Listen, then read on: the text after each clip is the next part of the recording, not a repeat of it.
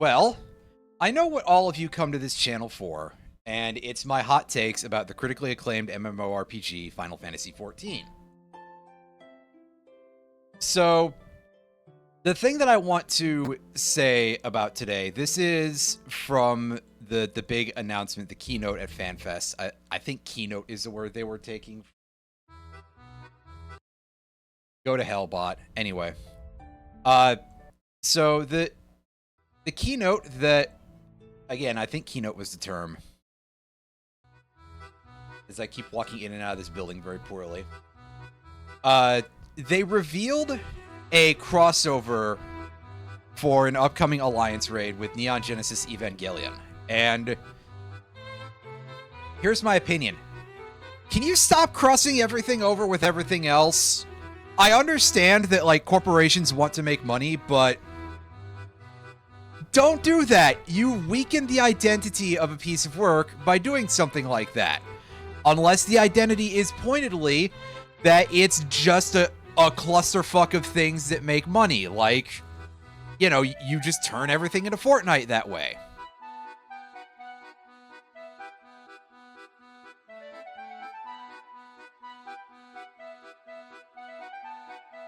Anyway, technically there's stuff here, but we don't have money. We should probably see about changing that.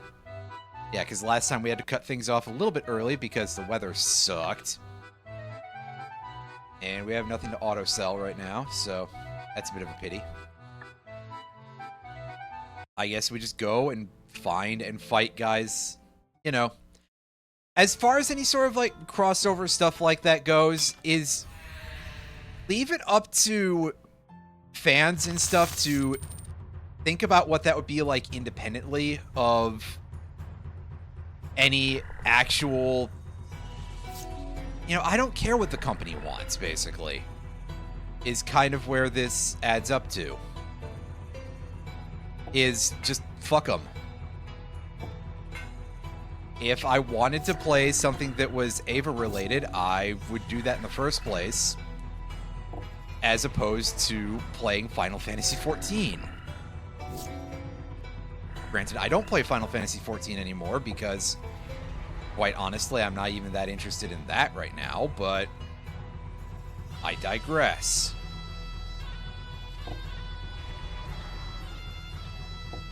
The concept level still kind of remains basically the same there, and you jerk.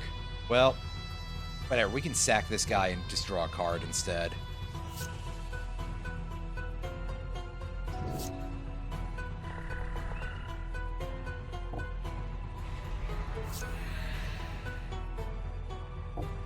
This.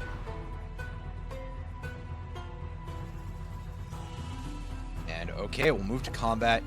Swing into his skeleton archer is kind of worthless.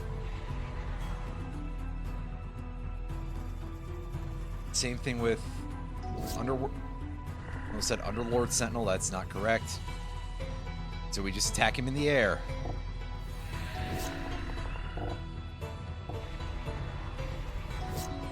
As he continues to play a bunch of other stuff, it's all right. Let's keep chipping him away. He's got a lot of those, huh?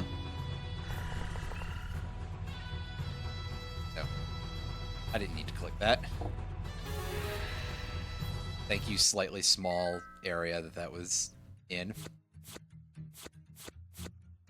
Yeah, I was gonna say, did we fight one of these guys before? And we might have, but we hadn't actually gotten a whole lot of those cards, I guess. A lot of skeleton-related things there. Who would have guessed from the skeleton enemy, right?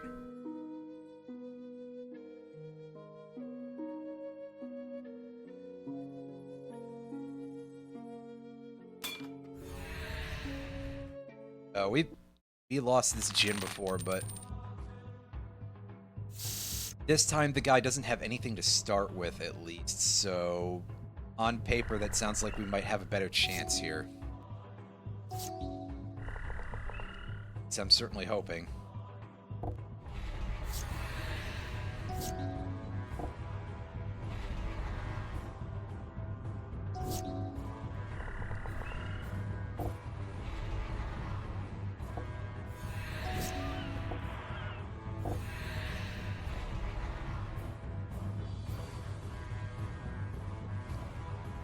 It says draw up to, and okay, so it was just being a little bit odd.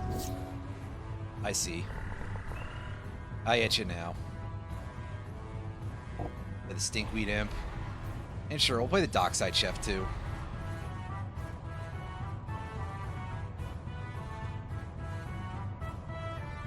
Get in for one. By that I mean, so that way we can draw off of Morbid Opportunist.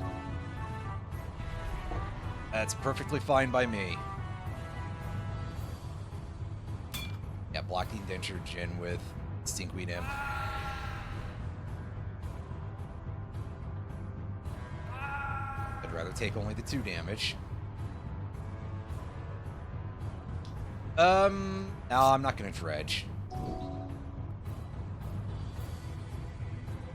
Although honestly, it keeps looking like a better option, especially with how extreme our mana flooding is getting right now.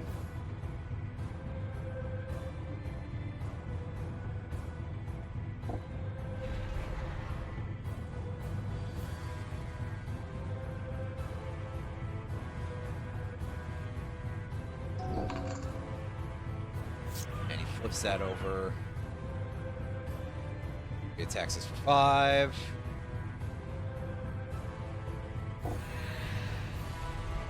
Die.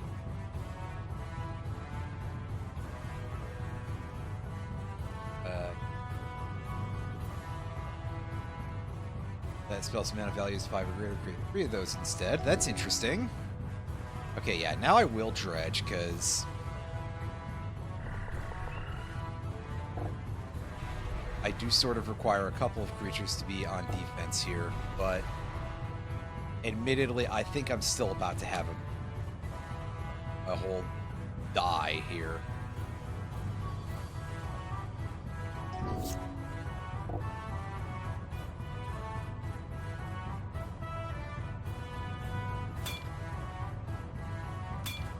Yeah, because I kind of done goofed with this. I should have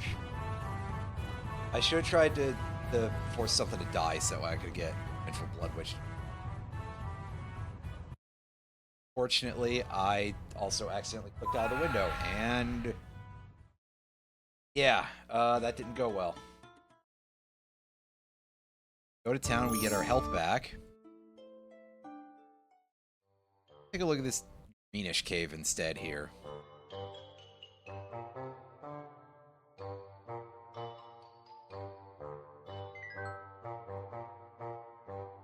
This must be some sort of sewer-themed dungeon here. Got a rat and everything. Yeah, it's working now, for sure.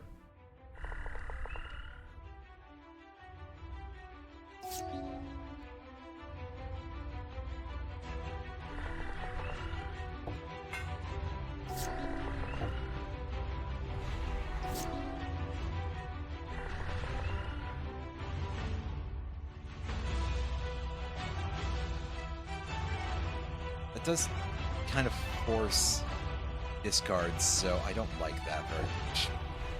Let's throw out the Accursed Marauder. Or remove that from the... Place Ravenous Rats. So, I guess I'll discard Silver Smoke. Yeah, see, I basically immediately cottoned onto the idea that he's definitely going to be playing more discard effects than that. Yeah, I guess that could be a command. Go.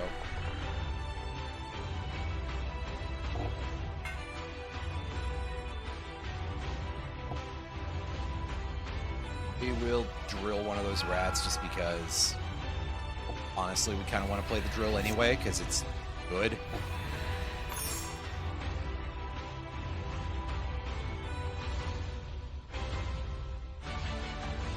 I can't see what the other side of it is, can't I?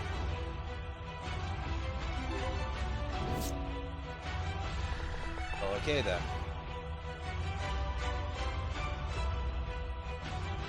Okay, the mana to equip Commander Plate to Timber it and swing in. We cannot make the drill go into attack mode yet, so we gotta wait a second for that.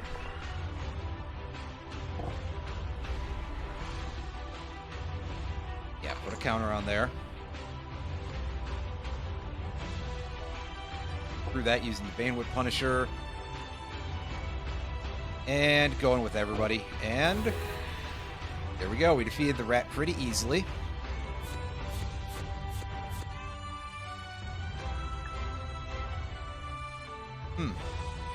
Apparently uses white cards, probably, judging by it having that Snowfield sinkhole in there.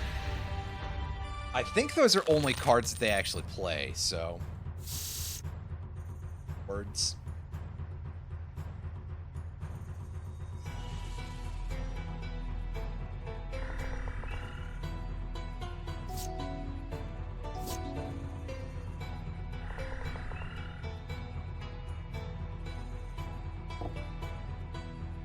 We'll leave the swamp up there, because probably help to have more.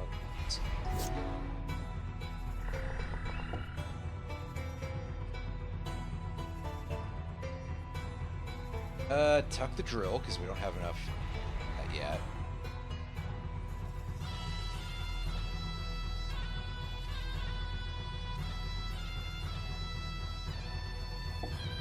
And yeah, he doesn't want to trade in the spider.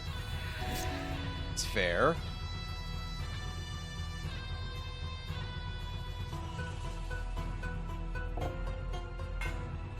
Activate Relic of Legends. Tap Immerit. Black mana. And drop Blood Artist. And there we go.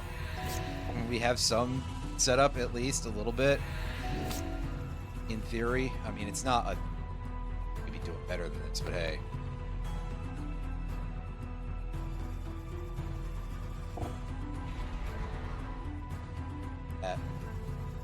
As long as he's open.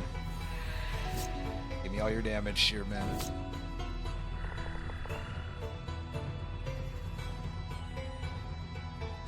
I don't want to hurt the guy, you know? That should be fairly understandable or something. Yeah, I mean, go ahead and do that. That's okay.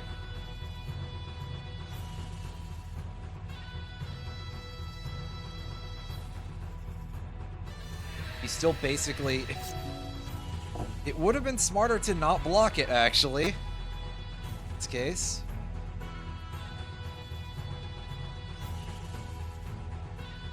This is interesting. Spore Web Weaver. I don't think I've ever seen this card, to be honest with you. It's a 1/4 for 3 mana. Reach hexproof from blue, so it can't be targeted by anything blue that its controller doesn't control. And whenever it's dealt damage, you gain a life and you create a 1/1 green Saproling token. Neat. And he takes 3 damage instead of letting me get a card, but okay. That's fine. I will just discard a card. The Bitter Triumph. In this case, we're going to chuck the Arbiter of Woe.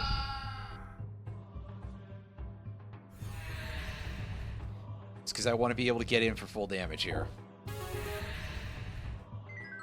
I could probably have waited that out and it still would have been the same result, but it felt like the better.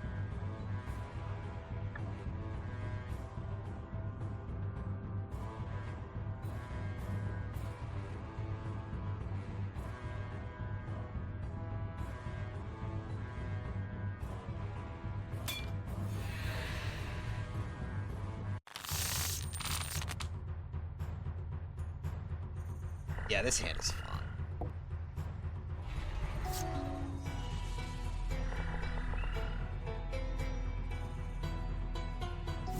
Actually, more than that, a little.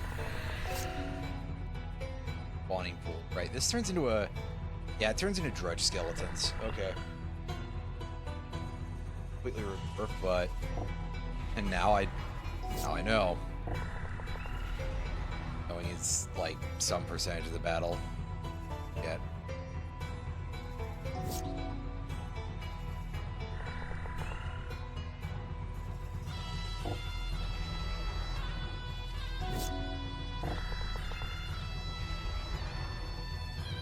He's playing a big boy here.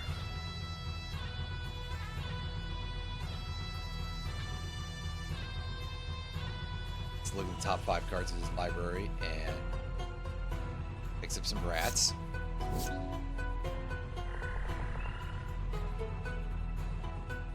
As one does, you know. If they are indeed a rat enjoyer. And no combat phase this turn. It's carriers. His target creature gets my. Pretty standard stuff, really.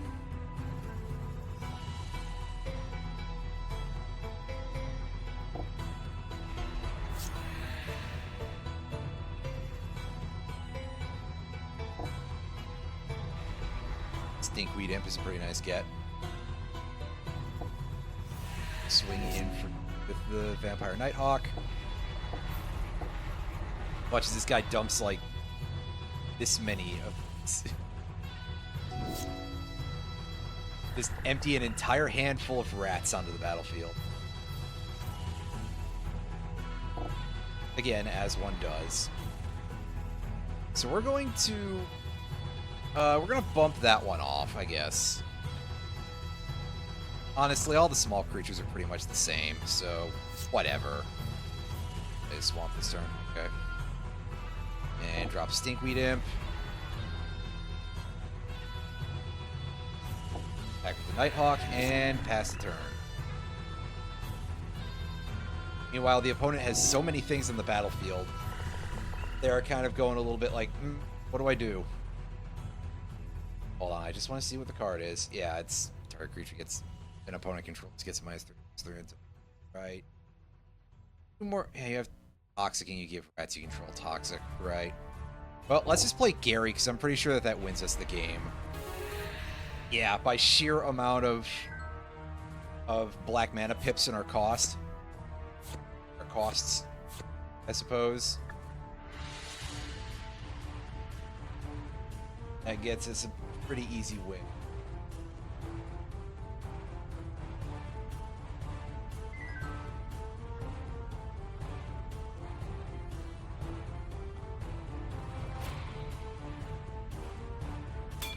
A couple of these, just, yep. Slime droplet. Rid of the use. Wait. No, this is a perfectly fine hand. I was like, it's only one land. No, it's got two. That is fine. May not be ideal, but it will suffice. By molding, creates a 1/1 ooze. 2 mana. Buddy, I'm not sure that's a great use of your resources, but you do you, I suppose. Ramps a little bit. Play Timorate and play a Changeling Outcast.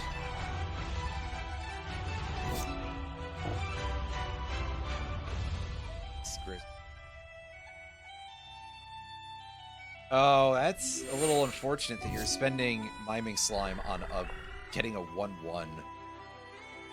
Come on, dude. Better than that, probably. I mean, I prefer that you don't, but that's a whole other deal.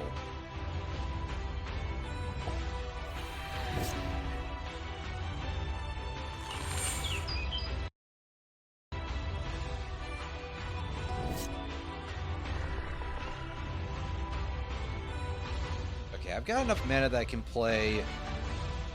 I'm going to play Skull, and then I'm going to play Ravenous Chupacabra. That thing. The 1 life of Blood Artist.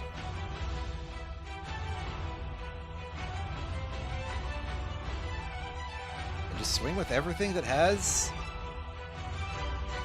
good enough stats to resist an ooze token. Or which doesn't get blocked.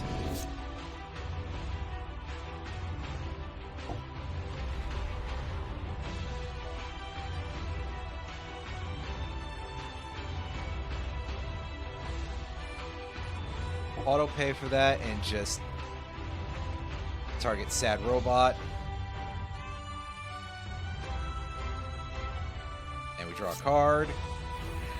Still 1 life, draw another card.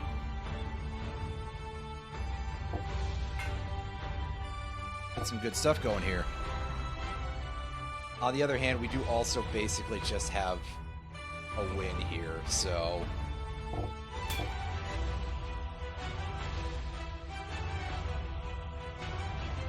Okay, so... he prevents all combat damage that would be dealt to you this turn. So he's tanking that, and he's creating tokens to just block a couple of creatures.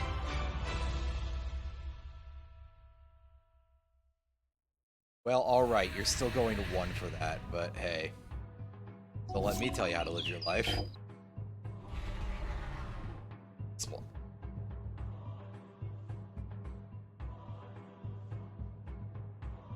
Huh. Yeah, 6 mana to double its power and create another copy of it.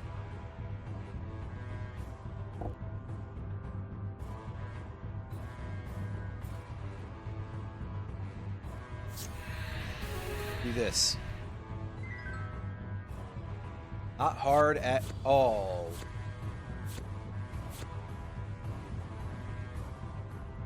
A couple of these definitely don't seem like they are cards that this deck should be playing. They are partially randomized in ways that I don't know a ton about.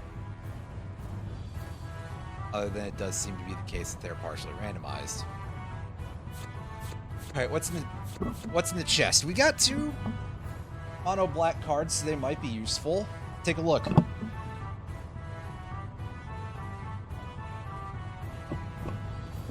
Eliminate is pretty simple. Destroy target creature or planeswalker with mana value 3 or less.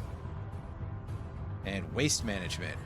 It's a 3 mana card with Kicker for another 4 mana. Exile 2 target creatures from a single 2 target cards rather from a single graveyard. If it was kicked, instead exile target player's graveyard. Create a 2/2 black rogue creature token for each creature card exiled this way. So get your Merc Dwellers. Well, not literally, but what would come out of that, right?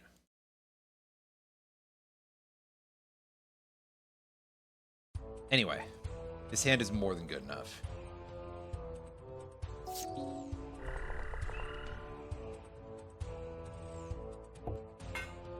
Sorry, I was trying to click on the auto thing, but I... Yes. Demurret, and pass turn. Corrupted Zendikon, turning his Tropical Island into a 3/3. It is technically an ooze. When the land is destroyed, return it to its owner's hand.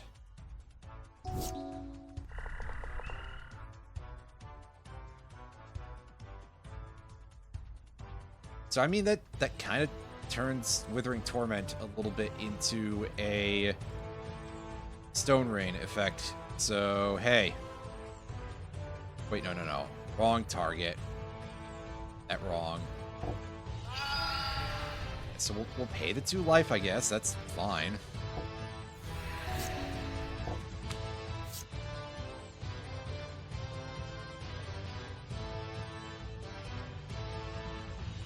So he land cycled that, right?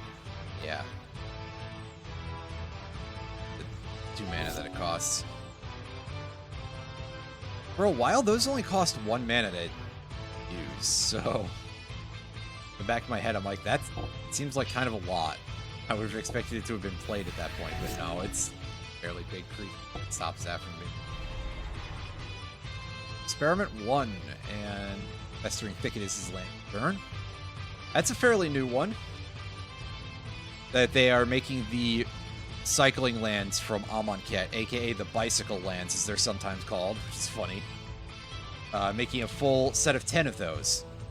Finally.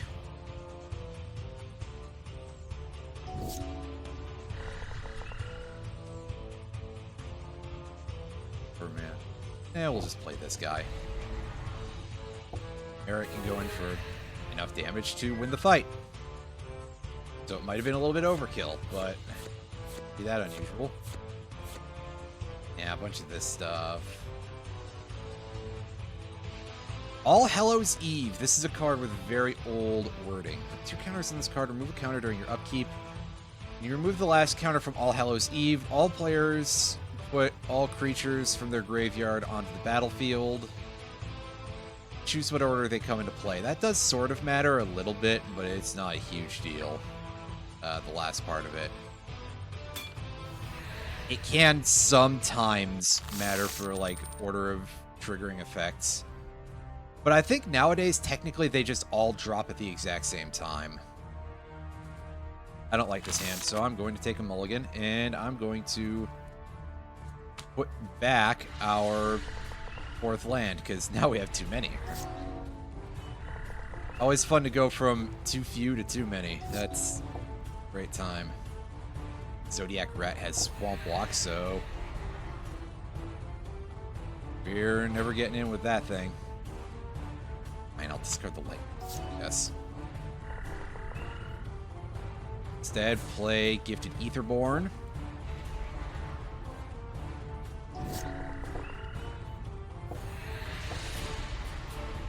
We're going to be taking damage from that little asshole every turn because of reasons. Play the Creeping Bloodsucker and swinging with this guy. Oh, he's triple block. Wow. All right, dude. Okay.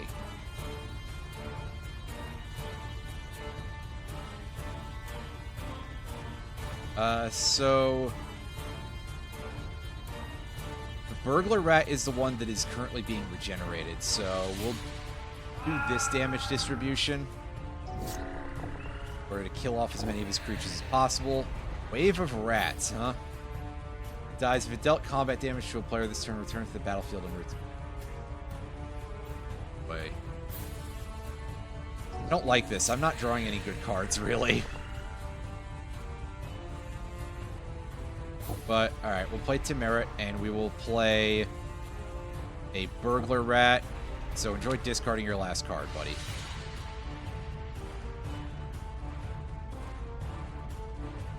Turn. Yeah, that's perfectly fine. Let's do things this way. His fucking regeneration effect. God. Forgot about that.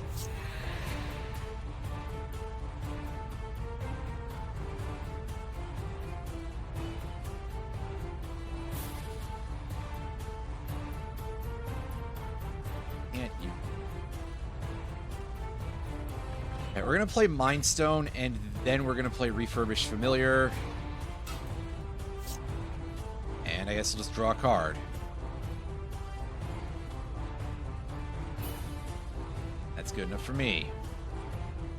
I get to just sit here and deal with the fact that, honestly, I don't have real answers for this thing.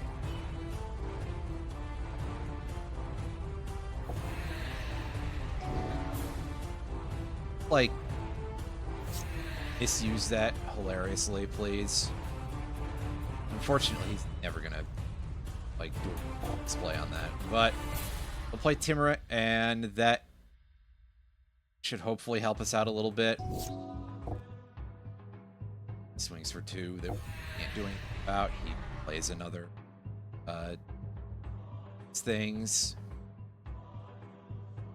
I suppose I'll discard Arbiter of Woe, because I don't... I was going to say, because I don't know when I'm going to get a chance to actually use it again, and there we go. But that's fine. We can use Grave Shifter to pull that back.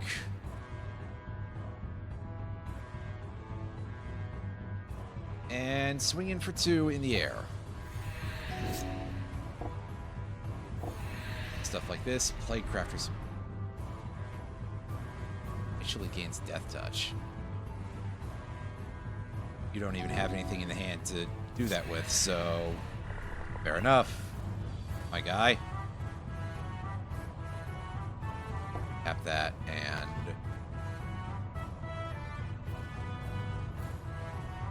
get the rest with the swamps. And as a result, I will sack Burglar Rat and get Arbiter of Woe out there.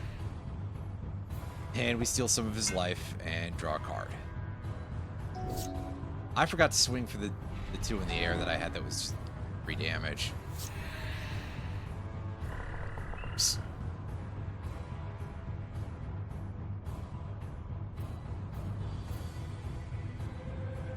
Well, that's fine. We've got this now.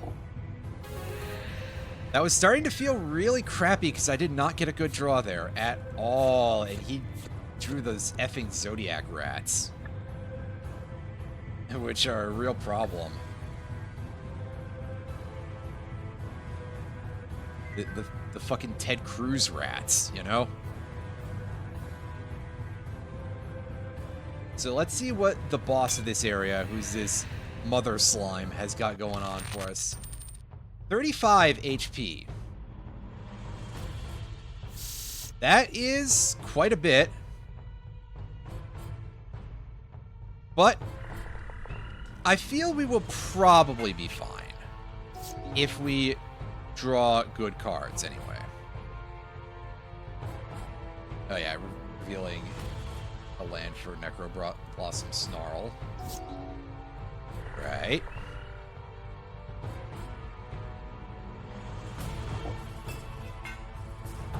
Activate. Alright, and continue to next turn. You have quite a lot of mana on board, and that's great because we can just drop Indulgent Tormentor now. Which is just sort of a free health tax for us to use against this fellow. Enters the battlefield. I don't think you actually did anything for that, so I'm quite happy about that, but...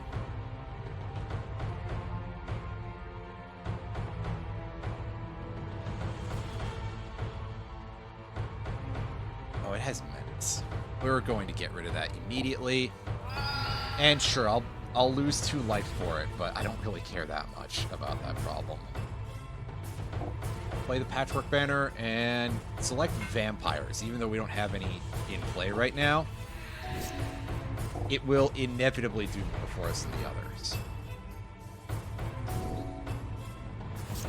Assuming we ever actually draw any, which may be a bit of a strong assumption here. I'll tap to add the mana just in case and sack the sphere. And we draw Lightning Greaves. I mean, that's pretty good. I will target Indulgent Tormentor with that. Just for safekeeping. And we'll play the Necrotal even though it has no actual targets. For the very simple reason of having Temerit be able to just block these things and not die. That's all we need it for. And we'll play Graveshifter even without a target, because we're just kind of going hog wild at this point. But it is a 3/3 creature, so that's...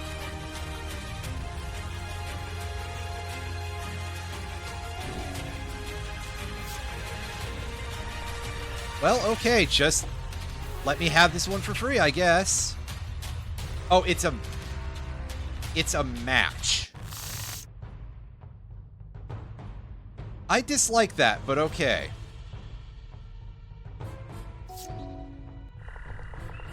I suppose there is nothing I can do about that matter, and we'll play the Infestation Sage right off, and that for Necro Snarl. Now, unfortunately, I did keep a hand that's a bit of a risk, because we might not draw into our third land that we need to actually be able to play the game here. Or even not draw into more cards that would let us do anything. Exile target. Battlefield.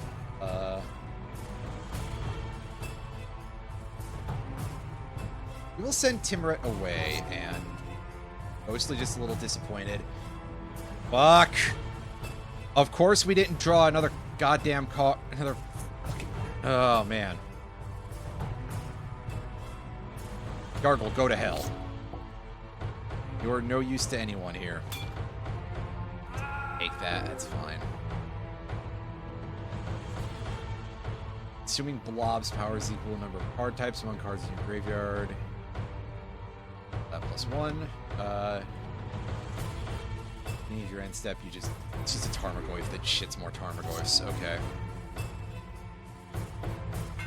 Cool. And meanwhile, I'm over here and I can't draw a goddamn thing, so that's even better. Life. And just take that in the face. Absolutely disgusting. I just kind of have to scoop on this battle, because I drew nothing. I drew nothing, dude. Like, that was ass. That was awful. I'll keep this hand, though, because, again, it's 3 lands. Well, 2 lands and a Mind Stone. So, this is playable. It's not my favorite type of hand to play by any means, but it is playable.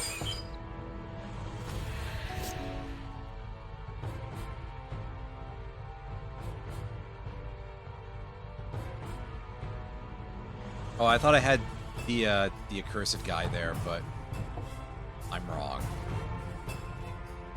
Okay. Play Soul Ring.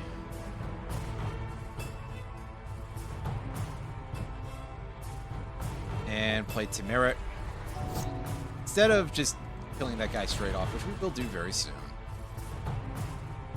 At the end of your turn, destroy each creature with mana value equal to the number of counters on Necroplasm. So basically, we can just wait a turn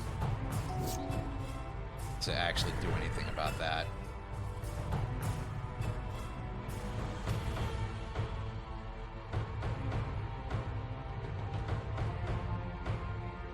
But we do have enough mana for Indulgent Tormentor, which is the main thing I want to do here, is just play that.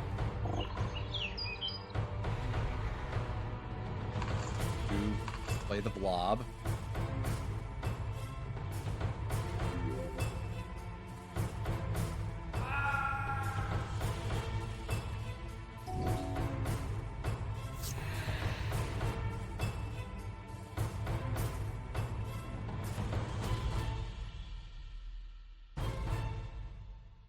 I really needed a land drop this turn, but I suppose that this is not actually the worst option in the entire world, just by virtue of the fact that, first of all, we can kill this thing, and that's pretty important to off that. And then we can play a Novice Occultist.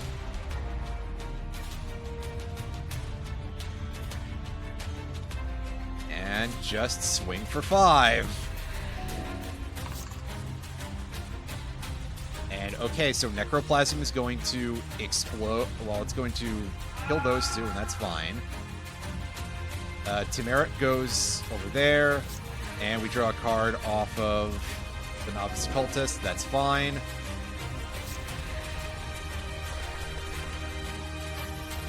we have anyone in the... Yeah, we do have Novice Occultist in the graveyard to get back.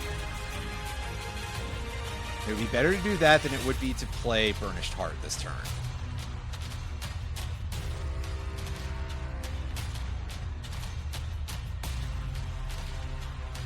As I can pretty much just wait and let this thing kill itself. Because it's going to blow up and then nothing is going to happen, basically. But I am going to keep Withering Torment in hand, just in case I feel the need to pull the trigger.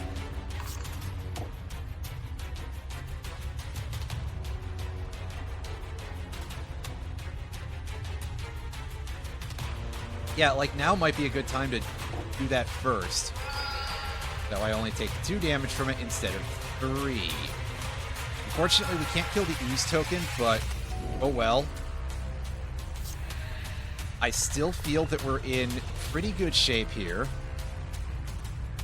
I just want to take a look at my options here. I'm going to activate this and pay that out in order to make a token for later. And drop Burnished Heart. In fact, this token can just be a blocker, honestly.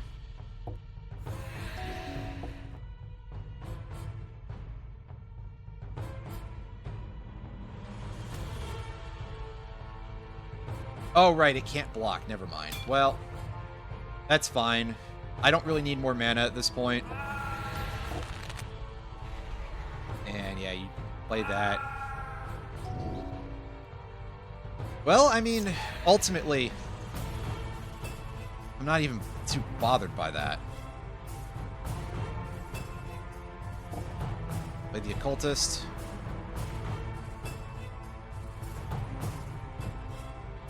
At this point, we just get another one. Swing that guy in.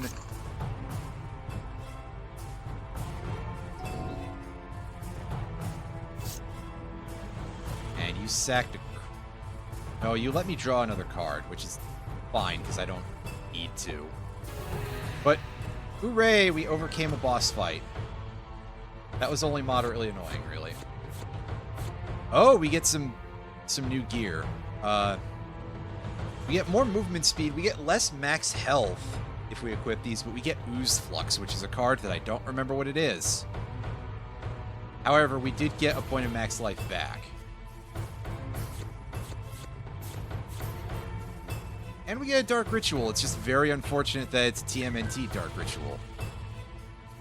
That makes me unhappy. Variety of reasons. Gatekeeper Malakir. 2 mana, you can kick it for an additional black to force an opponent to sack a creature. Hagra Crocodile. It's way overcosted for what it is, basically. That was an era where black was barely allowed to get good creatures. Anything useful in the chest? Oh, well, we get money out of Rhystic Tutor at least. Well, Darren Pariah. Now, they won't let me... Oh, they will let me flip this over. Right. Yeah, you sack 3 other creatures to transform it and force the opponent to sack 3 creatures instead. Good art on the rear side of it. Front side's just kind of eh. But hey, we cleared out that entire cave. It was like a dungeon with an actual boss and everything. So that was neat. Now, I guess that this all kind of adds up to, are we able to fight anyone in here worth anything? If it's just a couple of just apprentice blue wizards, we can probably beat these guys up pretty good. Give these guys some really impressive swirlies. Afalia Smuggler. Ah, yeah, that's fun. I love blink-based decks, blink combos. So, nice to see that guy.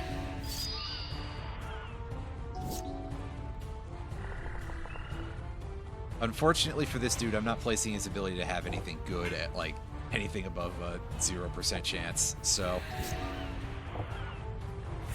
rip to that guy, but hey.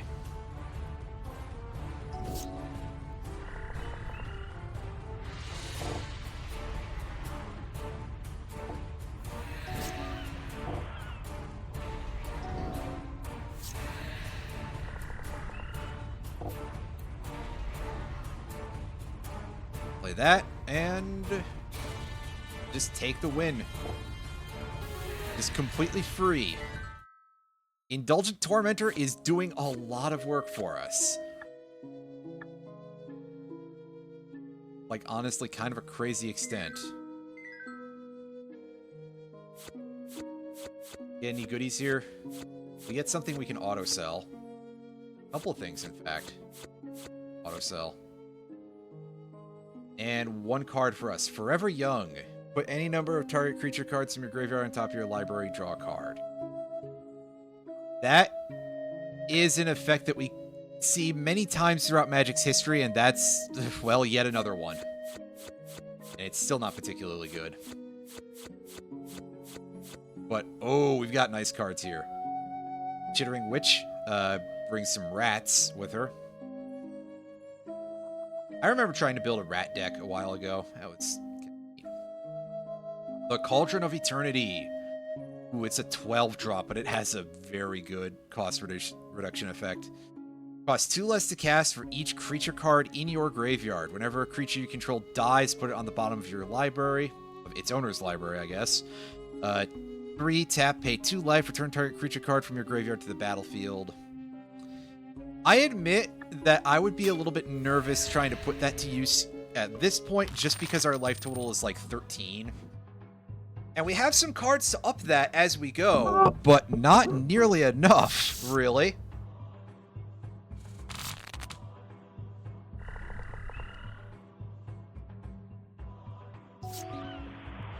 This hand is comfortably in the good enough territory. Old John B, and he just used Time Walk. Holy hell.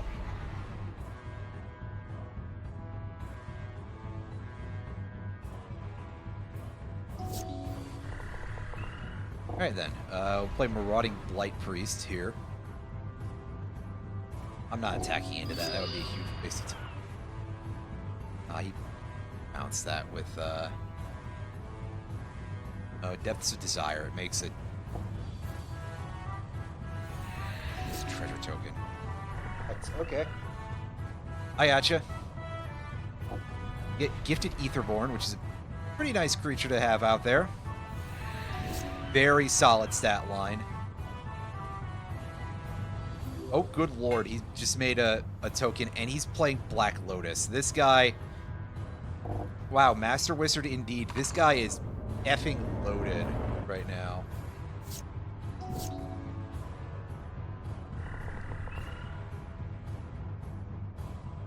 This feels like a big what the fuck am I looking at sort of moment here. Oh yeah, people are like all over that right now. There's, unsurprisingly, people are talking about that stuff quite a bit. Yeah, whatever, I'll just take 5 damage from that. Cast Mirror Gallery. Interesting. I'd say, what do you hope to gain from that? But he does have that guy, so... That could be something. Build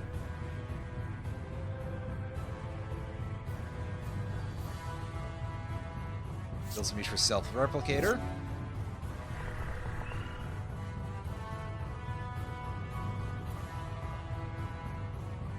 I am going to play Indulgent Tormentor instead of Grave Pact, which actually would probably feel like the right play here, but no, I'm not going for the thing that's sensible or something.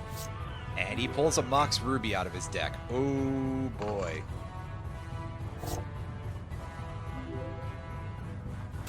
Now look at him just build up this armada of business here.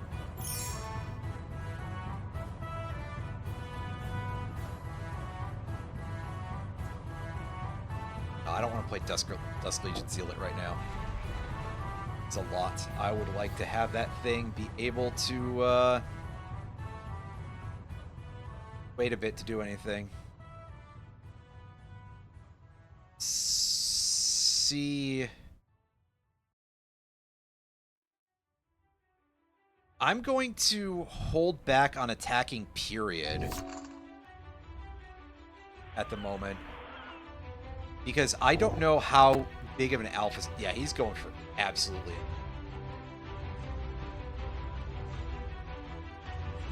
I have no cards that I can use here, but...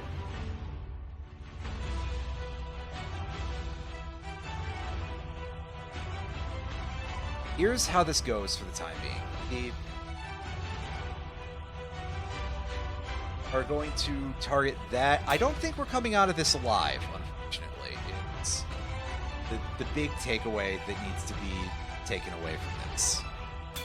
We are donezo in a sack here by a pretty good margin. But that never stops me from trying, really.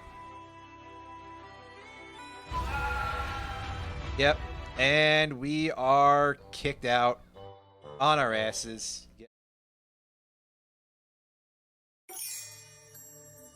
Nice, Roundy. That'll be... hopefully there's something pretty cool in there. Hopefully it'll be fun. Of course, who can necessarily say, right? I'll actually equip these instead just for the fun of it. Go in here, sell our cards that are on our auto sell.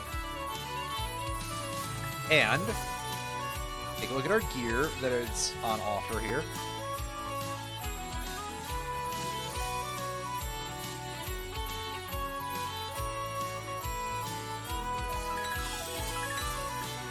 I'm not feeling any of that stuff particularly, so meh.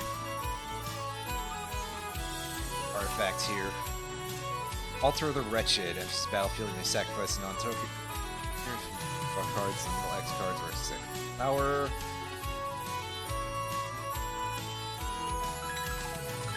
Bone Mass. Full power of the exiled cards used to craft it. And if it's crafted with a flyer, first striker, double striker, death touch, haste, hexproof, indestructible, blah de blah de blah, it gains keywords.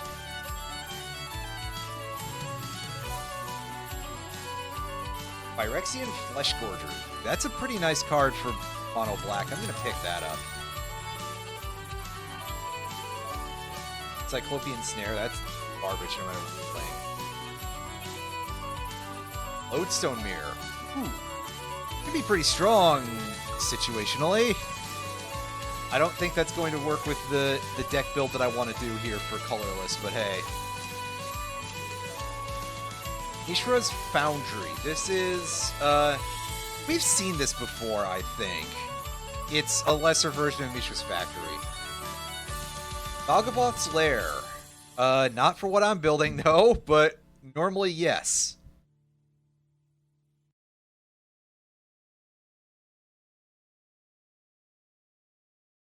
Sanctum of Ugin, however, that's pretty good. Got silver border stuff. I have no idea how well some of that would work, actually, because... But, yeah, here's our colorless shop that I was... Walking Skyscraper. Costs 1 less to cast for each modified control.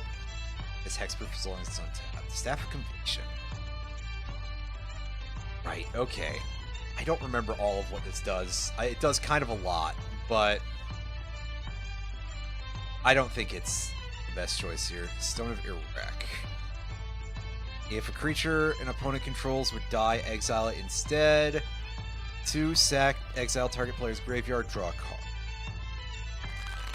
Reroll.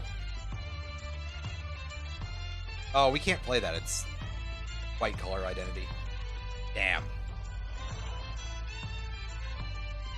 Duplicant. This used to be one of those cards that was very sought after in the early days of Commander because it was a kill spell that was completely color agnostic. And then WotC just kind of decided, hey, we should do more colorless stuff. And bro fell off pretty bad. Hallowed Fountain would be great if we were playing that color combination. Tragically, not so much. Soul Shredder. Okay, we already have one of these.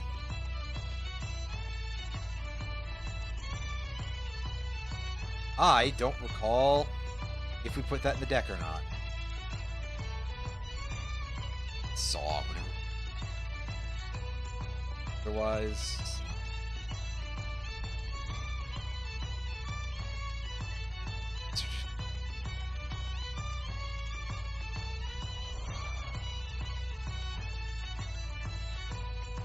Yeah, sure. That might be good. It's ramp, it's colorless. Let's Crown of Winter. Tap player creature. Costs 1 less to activate during the turn.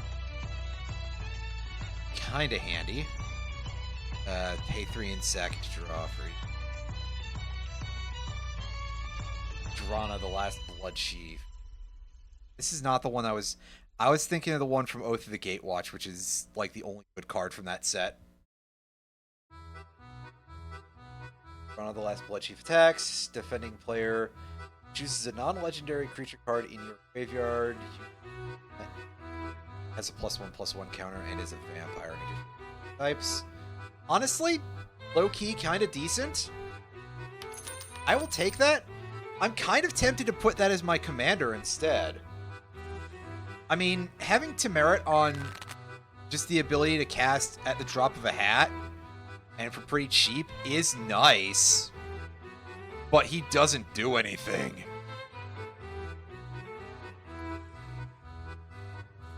Kokusho, I'm pretty sure that... I don't know if the ban list applies to me or not. And the same thing goes for Rafellos. Because he is... not allowed there. Oh, this is some guy from Fallout or something. This is from the Fallout TV show, right? Remember the ghoul or another non-token zombie or mutant dies. Target player gets 2 rad counter. Player is you. Create a treasure token.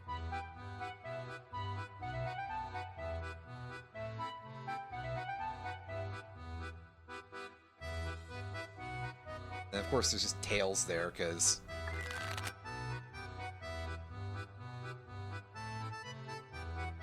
ultimately, we've all got to be reminded of the fact that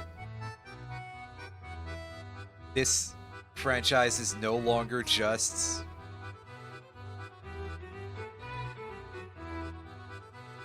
yeah. You already know my feelings here. Razaketh. Oh my god, this guy is... this is definitely kind of a classic. Razaketh was one of those creatures that appeared at the time, and Commander was a much slower format than it is now. I know that like, Modern Commander, because they've made so many super duper push designs for it. It's a little bit less frequent to have games that are like 20 turns long of everybody just fucking around, because there are so many fast decks nowadays.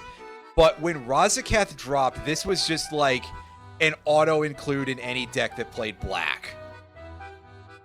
Because sure, big, expensive, stupid, but pay 2 life, which is basically in Commander a cost that's nothing, and sacrifice another creature. You're playing black, you probably want to do that anyway, and you Demonic Tutor. What an absolute sicko card, and it's nice to see him again. I am going to leave that for now, though. May come back for it later.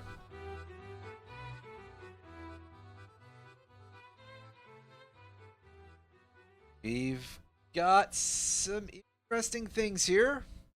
We got Voldarin Estate, which is nice for a vampire deck, but I'm in mono black. Hey, Sliver Hive. I am never going to get around to building a Sliver... I've thought about building a Sliver-oriented commander, but it's like, that's a good way to get yourself killed, like, immediately. You reveal any commander that even has the vaguest whiff of being Sliver-oriented, and everybody's just like, kill that bitch right now. And I think it's justified. Especially if they reveal Sliver Queen, but that tends to be in a way that I think event organizers would frown upon the methods that I would say are involved there. Because, let me tell you something, Sliver Queen is actually kind of shit. Like... I'm going to catch a lot of heat for this, but I think Sliver Queen is actually, like, the worst of the Sliver Commanders right now. Of the Wooburg Sliver Commanders. Like, unless you want to count Ruka Rumel, but she is not. She's just some fucking weirdo. But, like, Sliver Legion does more for you.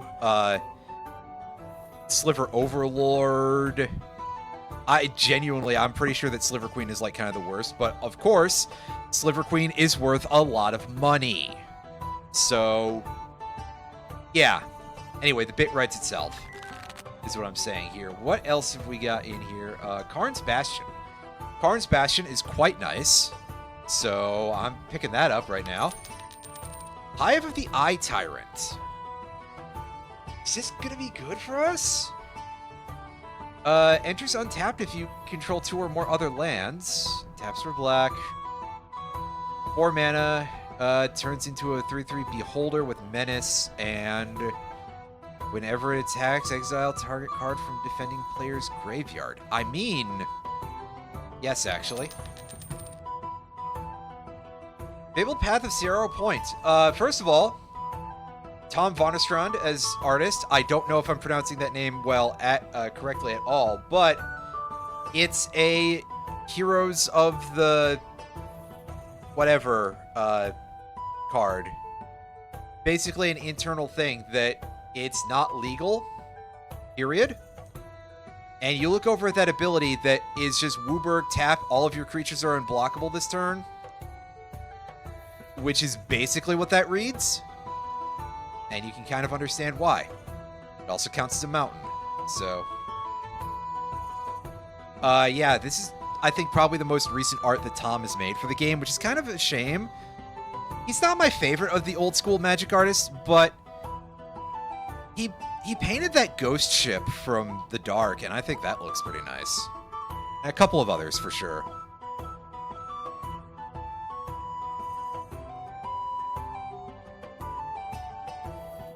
Corrupted Crossroads is not going to be played by us. Cabal Stronghold, however. Ooh. Yes, give me that. That is going to go into the deck because we can actually use that pretty effectively. I mean, it is sort of like, hey, you need 4 lands basically to be able to do it, but we'll do that. Oh hey, yeah, that guy's. We did not put that guy in yet. Anyway, Temerit be gone and Drana get in.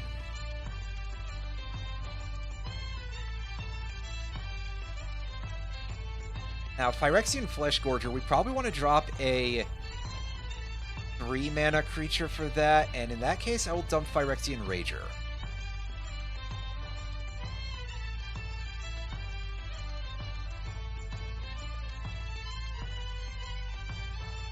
So we'll pick up the worm, and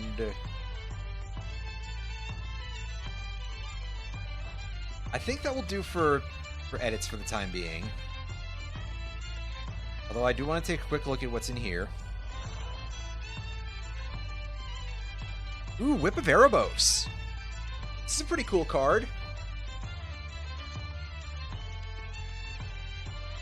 4-mana artifact that gives all your creatures lifelink and allows you to do...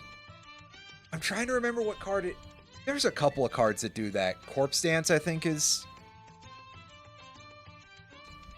the one from Mirage Block that is, like, disgustingly expensive. Shallow Grave, I think, is actually what it is. Pardon me. Yeah, it's like the most expensive card in the format, in the sets, other than Lion's Eye Diamond. It's kind of insane, actually.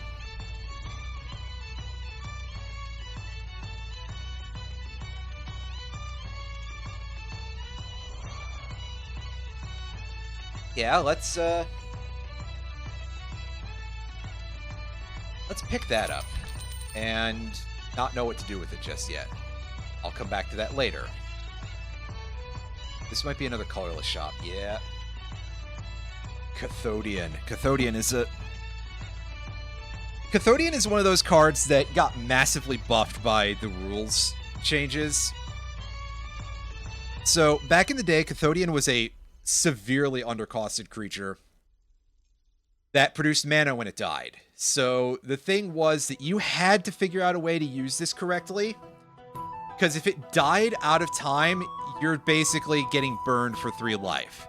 And then they took away mana burn, and it's just like, oh, well, it's just a thing that's ahead of curve for monocolorless, and it gives you mana when it dies.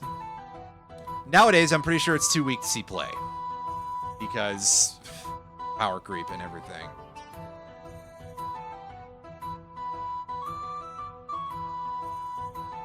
Crawling Crawler might be worth picking up, possibly as an Ob Nixilis replacement.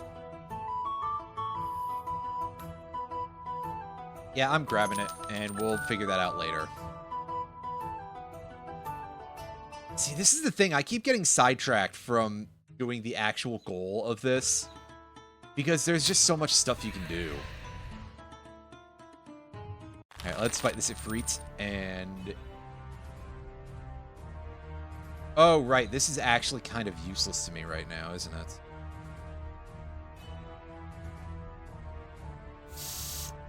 I didn't remember what that card does, and because quite helpfully, the game doesn't tell you that on the equip screen. So now I just have kind of a useless enchantment hanging out there. If I had something that would let me sack enchantments, that might be kind of nice. But as it stands, that isn't a thing yet. Guys, deals. No, we're not.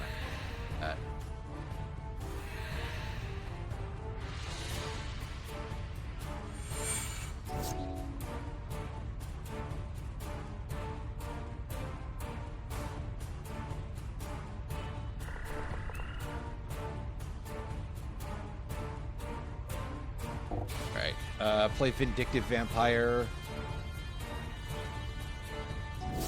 Skip our combo. Frenetic Ifrit. Hey, that's a funny card. This from the era when they really did not know what they were doing with multicolor cards whatsoever. Oh boy.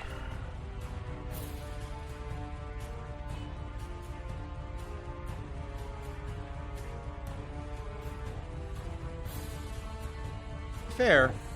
Let's get City's Blessing.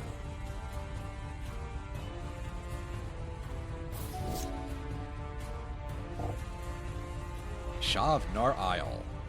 Oh, right. It's Echo costs at upkeep. Right.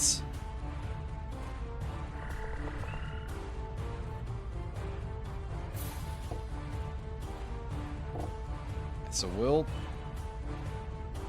prep ourselves with 5 mana there, and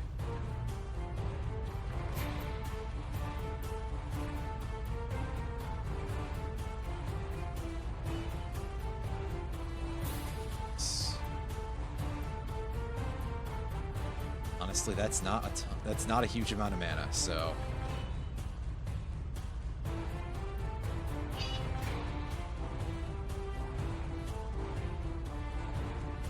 swing and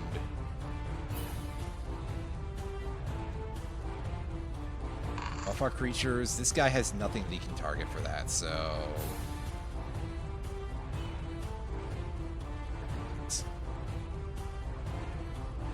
yeah. Wow, look at your number there. 25. That's as many as 2 5s, and that's wrong, actually. But where were we going with this bit? I forgot.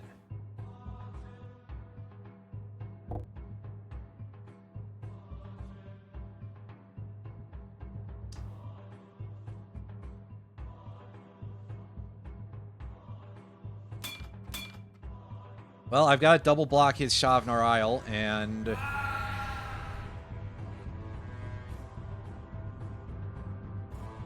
I basically kind of just hang on here. Yeah, we're in rough shape here, everybody. But I might be able to do something with this, maybe. Got 9 mana available to mess around with, which is great.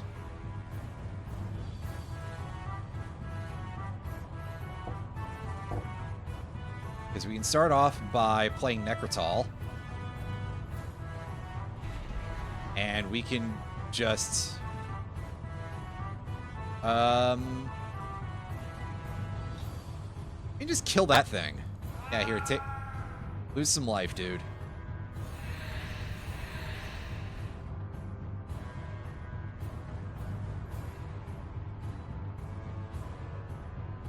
And then we can play Gary. Gary, Indiana, yes. Steal a bunch of life from him. See, we're fine. Yeah, I mean... That's kind of it, isn't it? Lose some life, dude. Hey, we don't even get the interesting cards from this guy. What gives, man? Fuck it, we're gonna use the other boots instead, because that Ooze Flux doesn't actually do shit for us. Oh, yeah.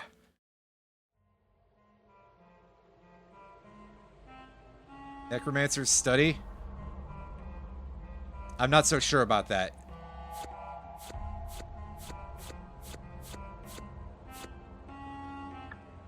But hey, if you say so.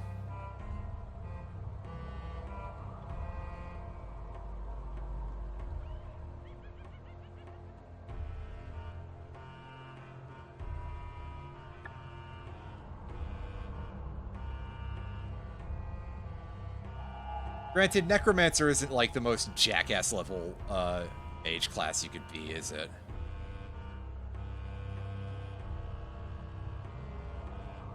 But on the other hand, I do sort of just mentally imagine it as that a little.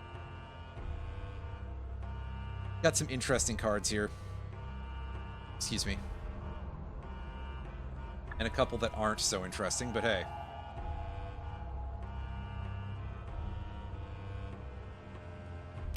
Let's fight this spooky ghost. And keep a hand. It's almost entirely bad. I guess who wasn't paying attention to that? It's okay. This is good enough for me. Play vampire. Fine.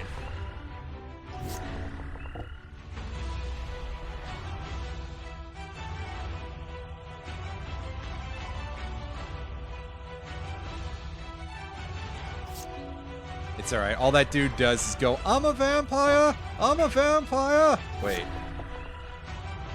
Not Nick Cage. Never mind. Oh. Oh boy. We are dealing with a pretty aggressive opponent here, so I think I want to Hero's Downfall one of those guys just to take the heat off of me for a...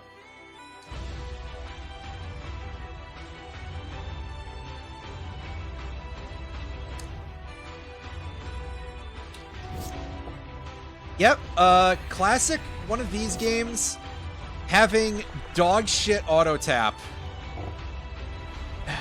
The Relic of Legends was still untapped. There was no reason to sacrifice that. Ooh, boy. I'm so happy about this. I'll just take the damage. You... Like... You, I suppose. Am I excited? No! I'm fucking sick to my ass of crossovers.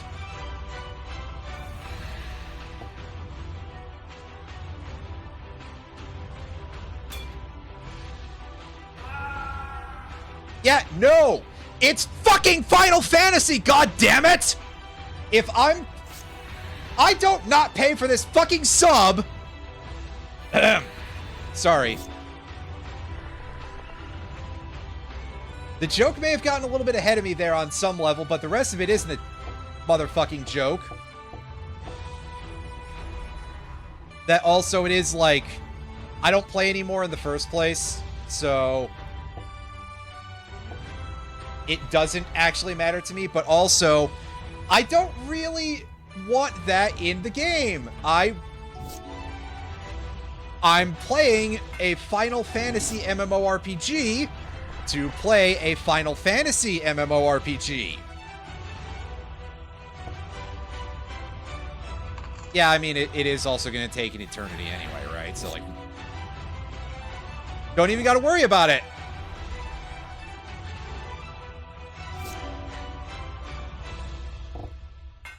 But also, I mean, legitimately, you're asking me this... I shit on Universes Beyond every time it comes up in this, dude. What do you expect to hear? Anyway.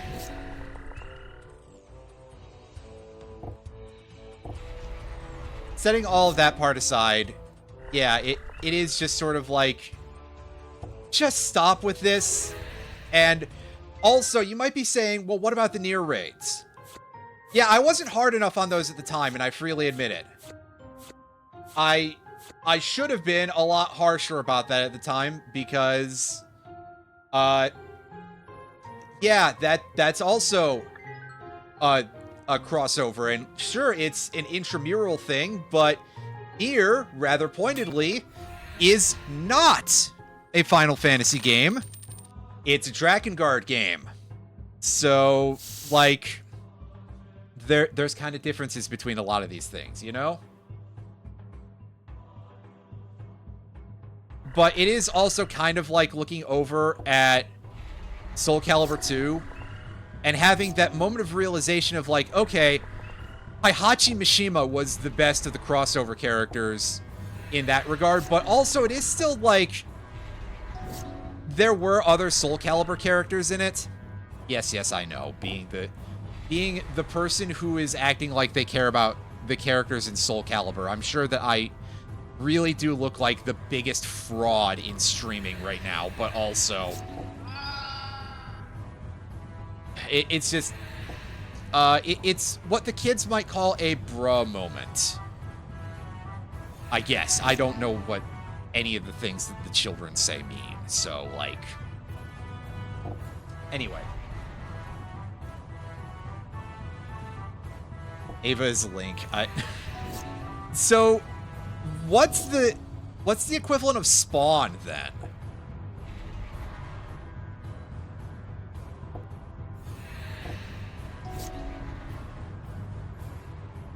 FF11 is Spawn. I mean, fair enough. Guess you don't notice it. Yeah. And then you just have the realization like weeks later of, oh, hey, wait a second. There's already a Todd McFarlane character in this game. And then it sets you down the downhill trajectory of, wait, why is there a Todd McFarlane character in this game?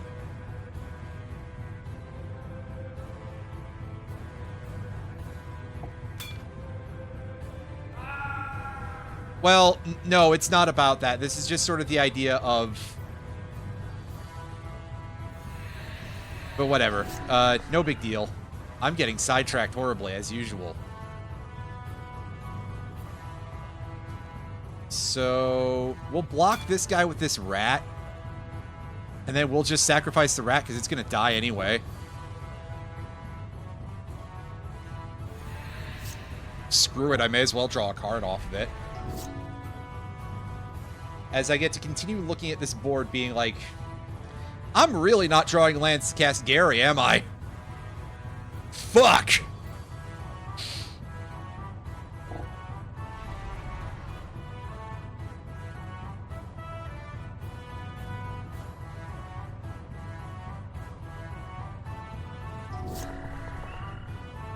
Yeah. Like, it's one of those things where, on paper, and this requires, like, a trillion asterisks, you might go, okay, Link, air quotes, makes sense, but also, that would be the third sword character in the game. Sword and shield, rather. Pardon me, because it's Soul Calibur, so, like, everybody has a sword. Most of them have multiple... Some of them have multiple swords, even. But... it is also the part and yeah, he's basically just there because Nintendo would, you know... whatever reason why Nintendo said, we need to have our guy in here. Which... hey... I don't know why you decided that, but I don't necessarily have a whole lot of strong appreciation for it. Meanwhile, Heihachi is at least owned by the same, or is it pronounced Heihachi? I admit that I do not recall, but, you know, owned by the same company. So it's this idea where it's like, an intramural crossover feels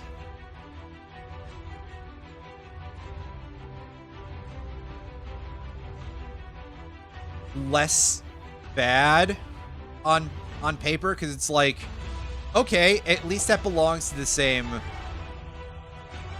set of people. Your younger cousin thought it was funny Heihachi was old, so he called him Tylenol. Wanted oh god. RFK cackling in the background. It's going pretty well, Roundy. Unfortunately, my friend just told me a really funny story, and now I'm just, like, getting horribly distracted. Anyway, now, I'm gonna say something real stupid here, and that is that I think on some weird level,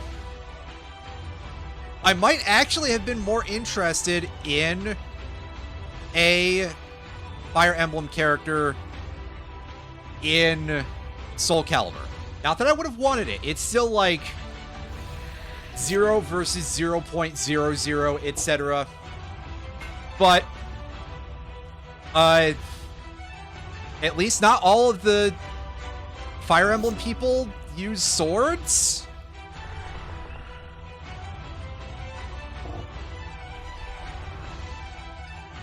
Like, you could have had Hector in there. And he has a big old axe. Or, like... You could have had Hector in there, or...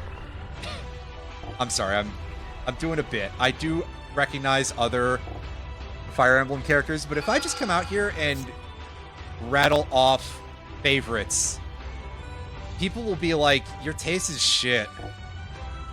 And I won't really have a comeback, but... Anyway, realistically, I don't know why we're doing this even, like, past just, hey, I do not enjoy crossovers on the concept level. I think they are not good for the identity of a piece of work, and that is something that deserves a greater degree of people giving a shit, you know? Leave all of that speculation to the fans to be like, ah, what would this be like?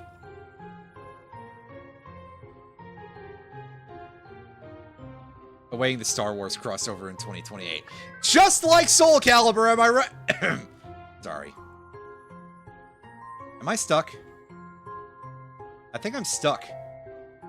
Guys! I'm trapped. Fuck. How do I get unstuck? Do I just... that doesn't work.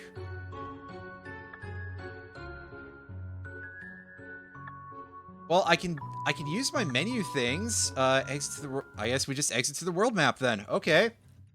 That's weird. Let's see if we go get stuck again, I guess. Cross over the... God. I'm still kind of dying at the phrase Tylenol fights, okay?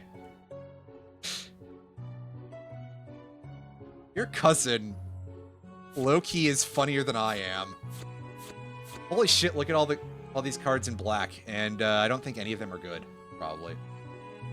If I brought the wall with me, I'd be so mad, but it would be funny.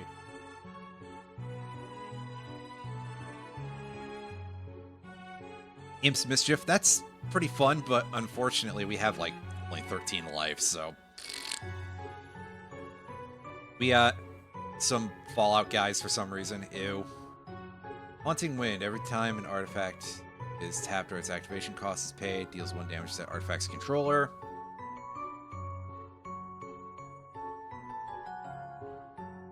Well, I don't know if that activates on mana rocks or not, but that sounds really annoying if so.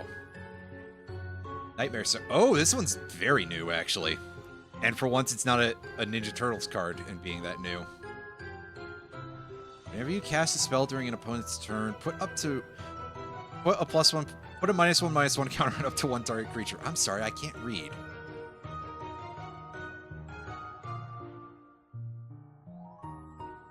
But yeah, truth be told, again, all those crossover things are done explicitly for getting sales, and it's sort of my opinion has always been a lot about any of the Magic stuff is like, are people buying into this to play Magic, or are they buying into it to play, like, fucking Ninja Turtles and stuff?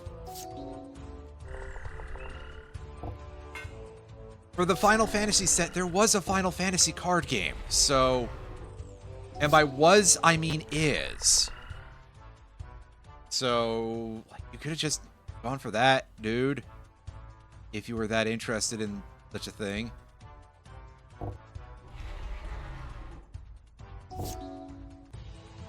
Exactly.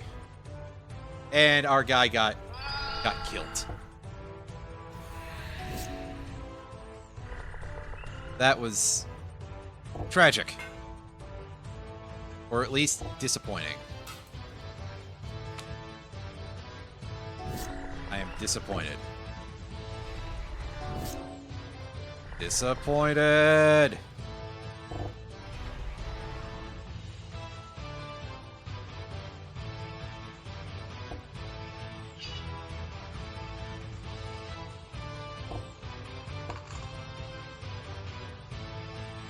Oh, you Rudy Roo, you didn't even do anything with that. This guy's just out here messing with me. Come on, my brain barely works as it is. Anyway, let's eat this guy real quick because he's starting to annoy me a little bit.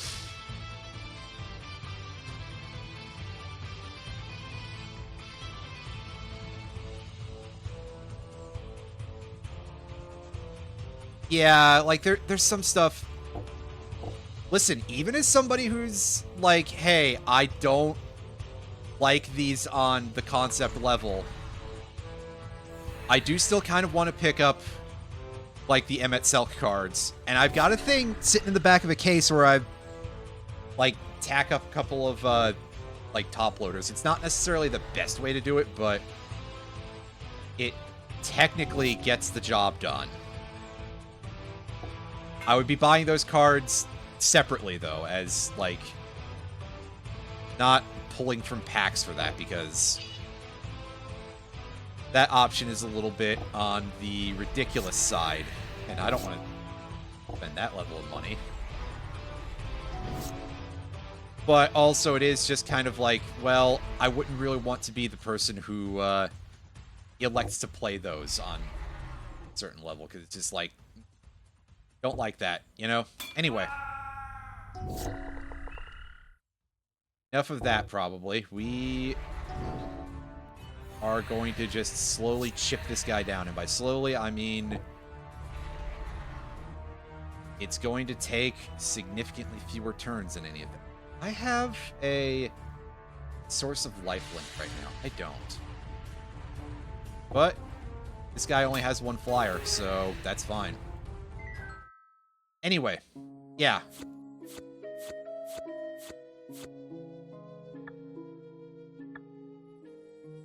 I don't feel happy about it, basically. But that's okay. I haven't played 14 in a couple of months, so... my opinions don't matter to Square Enix, and to be fair, they wouldn't have even if I was an active player, because they're just kind of like that.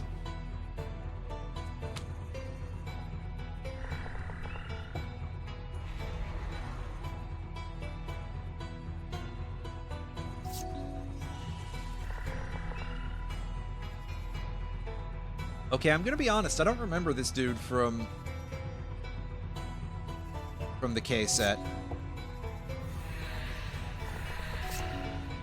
Was he newly added for that remaster that they did on MTG Arena? It was Arena, yeah. I was about to say, was it Arena or was it Magic Online? It was Arena.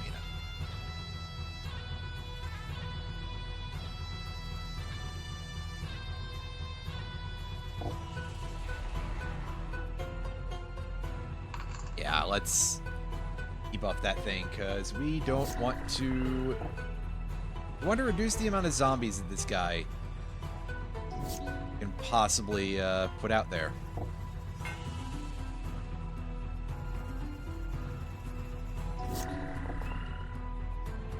And he's swinging at me with his Urg Raiders. Fuck it, I'll just take the 2 damage. Uncle Istvan! There he is. Probably my favorite creature in all of Magic. It's just like, it's just some guy's uncle. That's all they've decided to refer to him as, Uncle Istvan. My uncle who works at Wizards of the Watsy.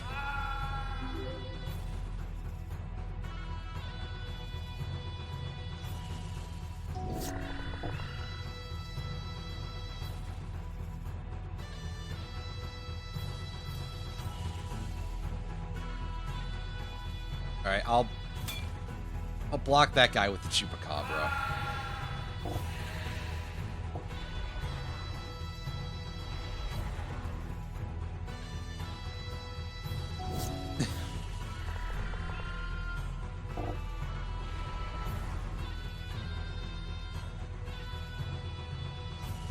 My uncle works at Magic, and he literally looks like that. Right, well, his Raiders say Urg again and get kind of 8.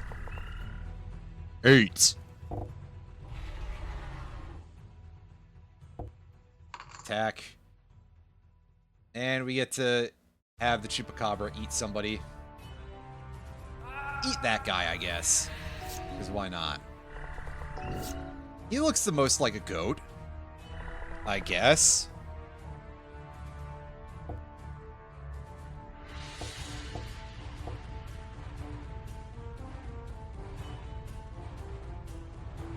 I believe I have enough mana to... Yeah, I've got enough mana to drop this 7 mana Phyrexian Fleshcore. Menace lifelink, and now it has ward, basically ward 7 for some reason.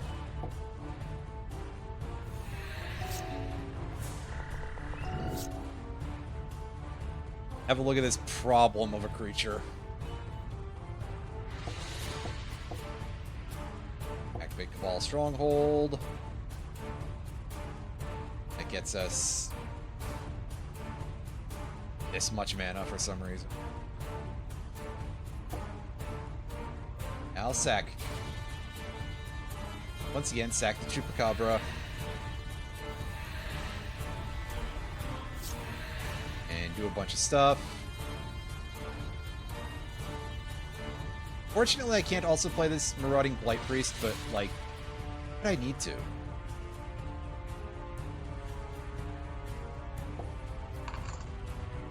Honestly, I'm just being rude with that. I could have taken the game pretty easily anyway, so... Yep, just leans in to do something needlessly over the top and a little bit mean.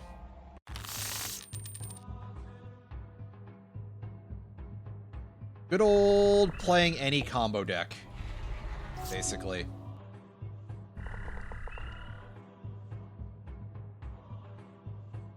Got Bog Rats. Loses First Strike or Swamp Walk until end of turn. And the Legends lands were weird. Play that thing. Oh, what? Oh!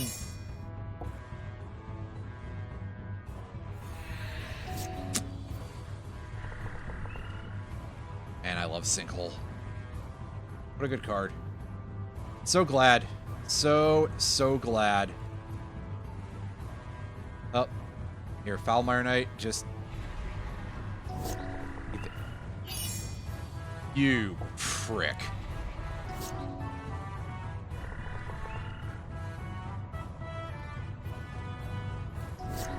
Alright, you got a third one of those in your hand, Needle Dick?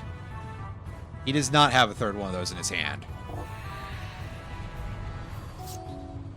Thank goodness.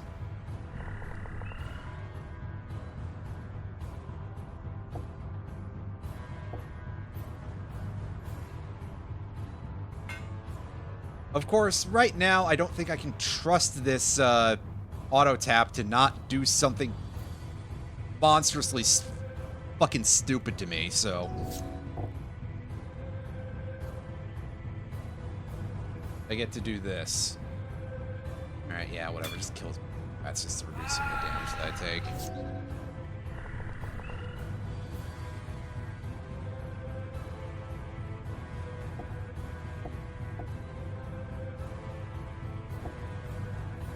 No. Why is that first? Now you're screwing with me, game. Or... Okay, I've got 4 mana. That's enough to play, That's enough to play Vampire Nighthawk. And nothing else. But that's fine, because... I'd say it can keep me alive for a moment. Ah, this... effing thing. Yeesh.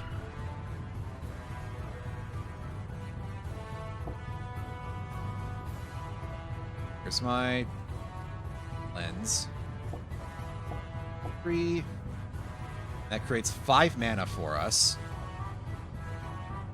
So now we can drop Drana, and we can have 1 mana otherwise. Which is not really enough to get us anywhere. But I can do this.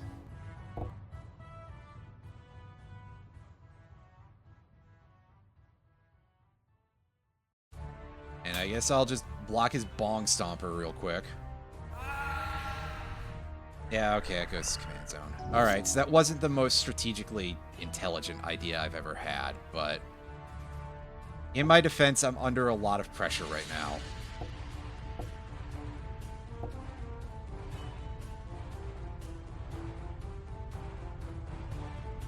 I equip that. Unfortunately, I really am in need of 1 more mana, but just because I'd like to have something to block this thing with. You know what? Fine, screw it. I'll just lose one of these, and I won't be very happy about that in the future, but we get to play the rats.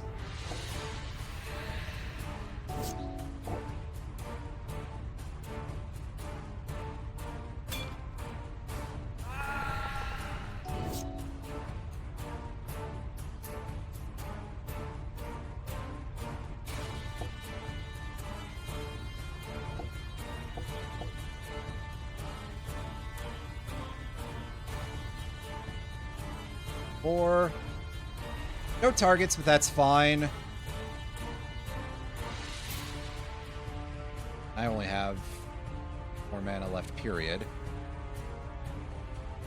So, unfortunately, I can't play the Swiftfoot Boots to have those ready for potentially in the future.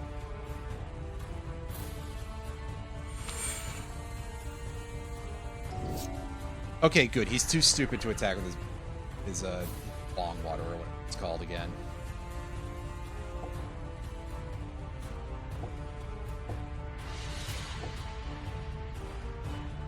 And I'm too stupid to use my mana correctly. Well, whatever. He's dead anyway, so... I'm happy. I was thinking about playing the Black Dragon, but I don't need to now. Good. Now we can all never speak of that again. Until I inevitably have to deal with the same shit from this guy, because that would be my luck.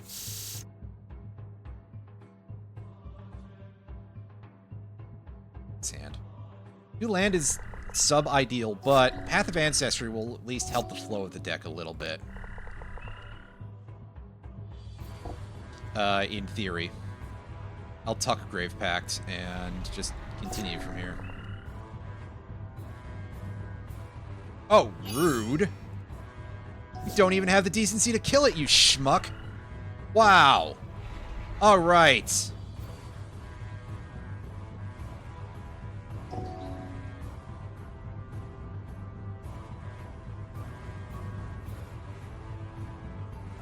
Wow, that's a pretty strong kill spell there.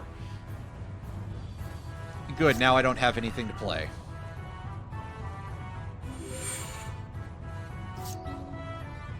Well, now I do. Good.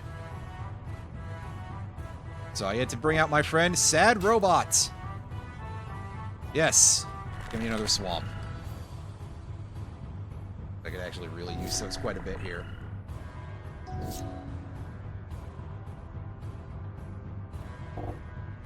Five. Oh, the skull can stay on top of the library for sure.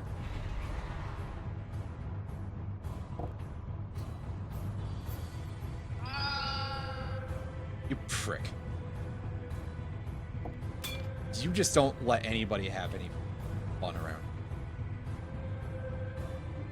Oh, it's Hero's Demise, not Hero's Downfall. Whatever, I kill your zombie. Let me draw a card off of that. That's fine. Hey, as long as you don't get to play anything either, dude. I think we're okay. Well, now I have to be a little bit careful about how we use the auto tap because I know that this thing is really fucking stupid. So, given the opportunity, it will do something to me that is not great. Play that.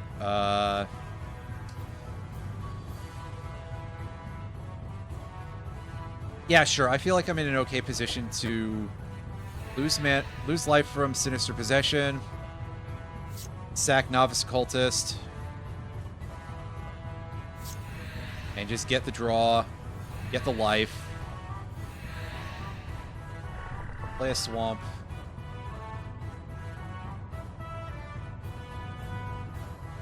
Play Necrotol because that's not going to get a chance to do anything.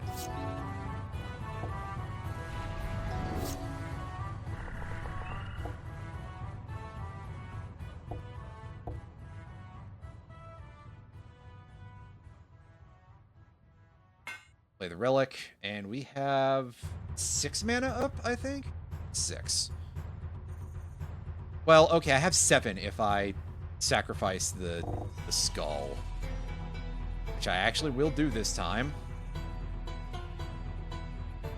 Sure, we'll leave the tree on top, why not?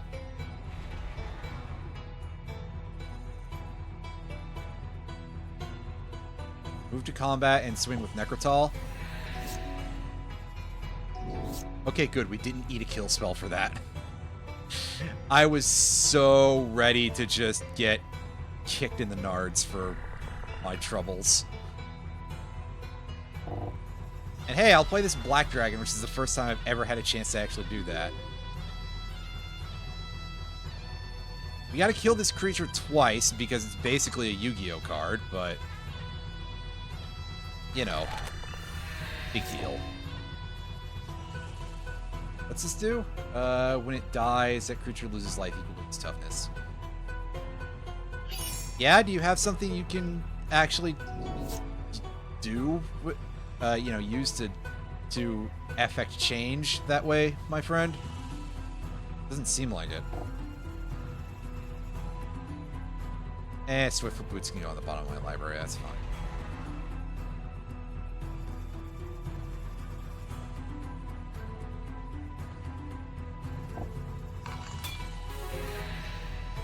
Yeah, see, that was only slightly bothersome. In fact, that would be a very strong stretch on some of those words anyway. But, oh hey, Plague Stinger. That's a pretty fun card, if we had more buff effects in this deck anyway. Oh, I'm stuck again. Cool. That happens so easily. Thank you, game. It is at least almost funny. Almost.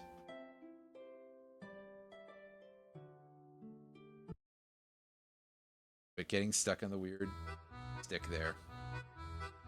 Let's auto sell and... oh wow, a draft available. I'm too shit at draft to really want to take any of those. Quit trying to tempt me, game. I am stupid enough to do it, though. Oh, that's the... I haven't seen, like, jack shit from FF15. That looks so weird. Although, I mean, the main thing that I know of FF15 is the fucking car.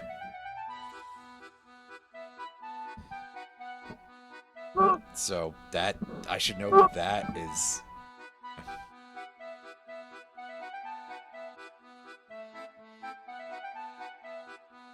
Your convert. It's just a Phyrexian mirror that you pay life to get and have any color out of. Big whoop. Draw a card, then discard a card. Create a treasure token. I mean, that's kind of nice. Volkothian Silex. Oh, this thing is funny. Destroys everything that was originally printed in Antiquities. An expansion hoser. Oh my god, why would you even make this?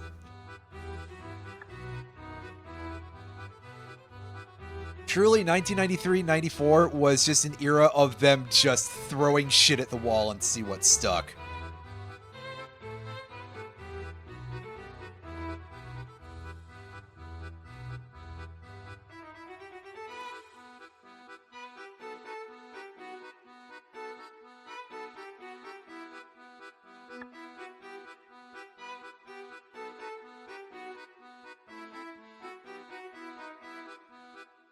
A lot of vehicles here. Ah, it's the car squisher device. I like that.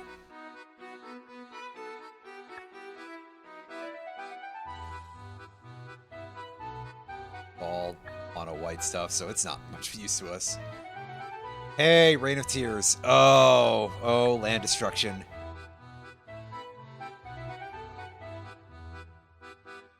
Concept that makes me kind of go back and forth in basically the same direction.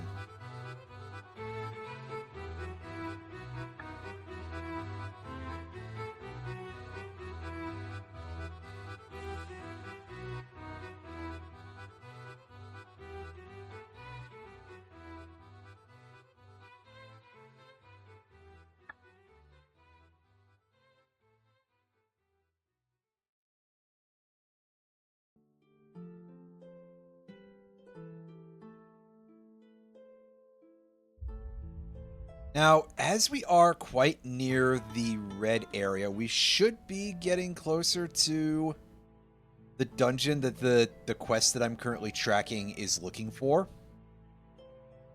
Because it is supposedly looking for a red dungeon, and here we go. Slowbad's Factory. Battlefield 1, March of the Machines. So that will turn artifacts into creatures with power and toughness equal their mana value.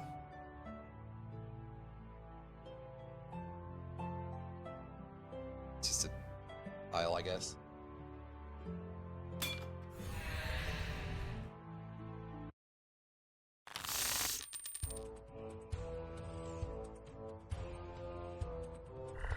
Yeah, and there it is. It doesn't do anything to existing artifact creatures. Oh, we want to keep that Relic of Legends. That's good stuff.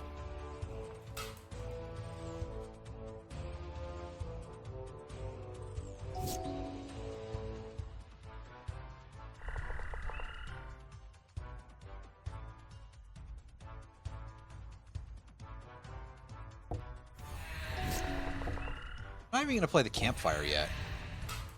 He's got Chimeric Sphere. And it's just a 3/3, so it's good value at that point.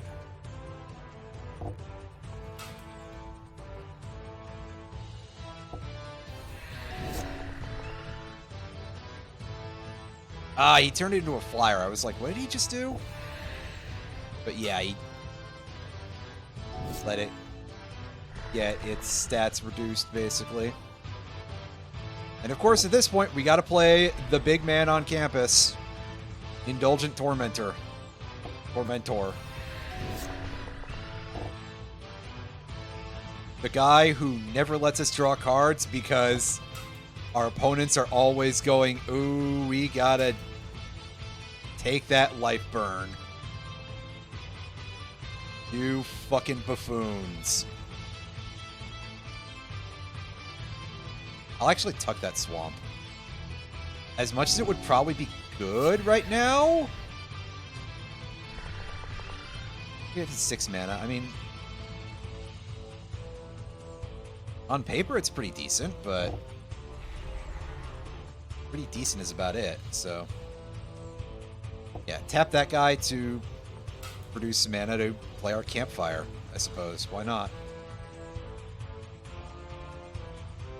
Swing for 5. Surge Engine. What's this do? It does quite a lot, actually.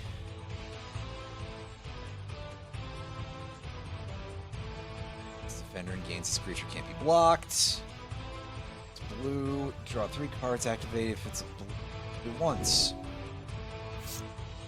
Oh yeah, obviously he's gonna let us draw at that point. Cause what other recourse do you have, my friend? The answer is you fucking don't.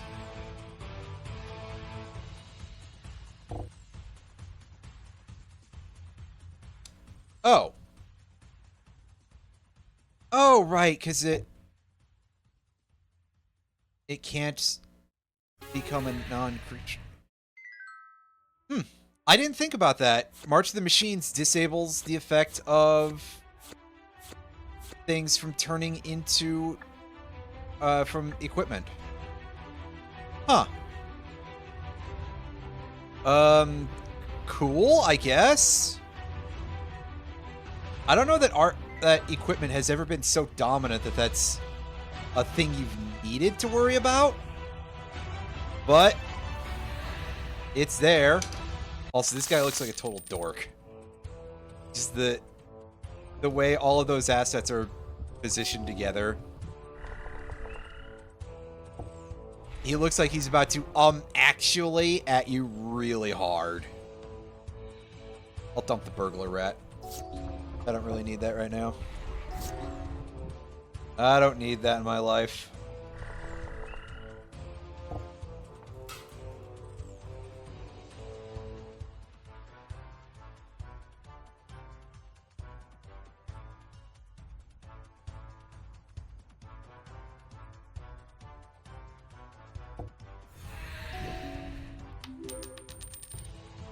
Oh, well. Yeah, the token from his Goblin Kaboomus just kind of gets eaten instantly.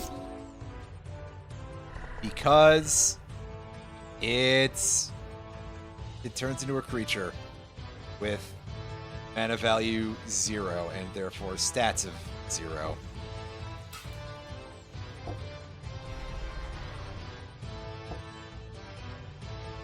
Non-token artifact. Exile random non-card with library. You may cast that card. Interesting. At least interesting on paper.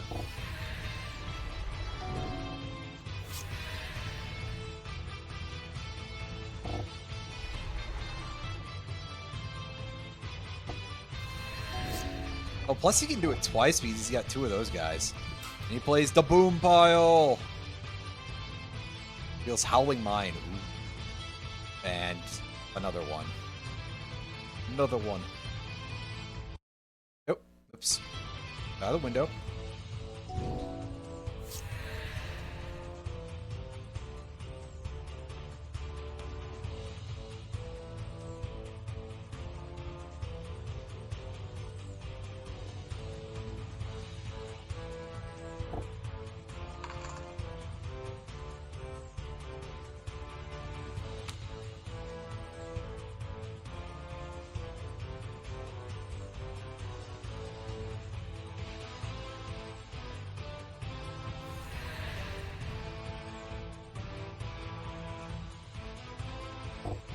That, I suppose.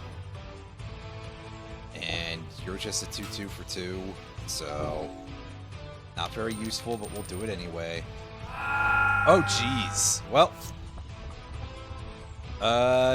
rip and piss my entire board. Holy crap.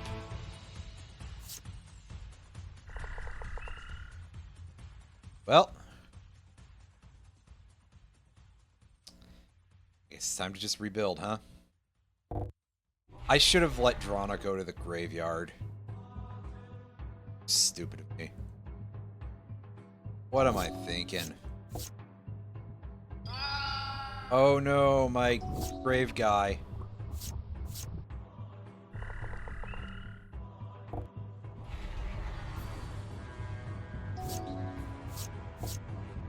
Oh, that actually is a little bit.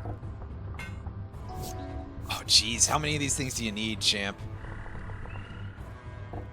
And the answer, because of course I've played a deck that builds off of stuff like that, is all of them.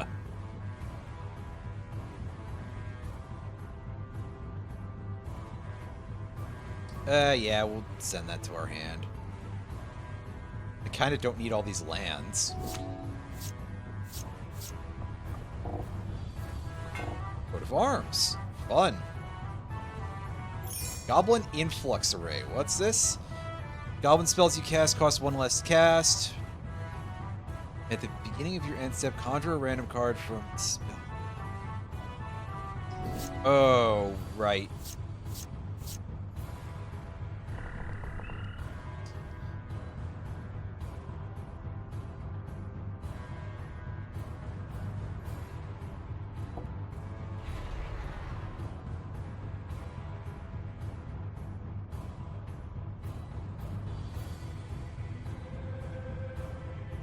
Catch me out here just sort of looking askance at MTG Arena cards and just kind of being like, man,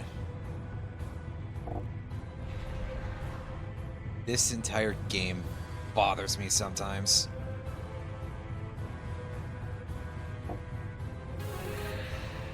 Well, whatever.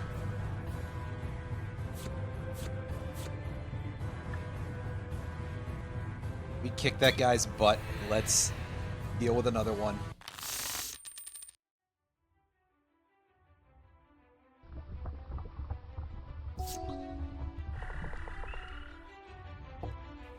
Play Soul Ring.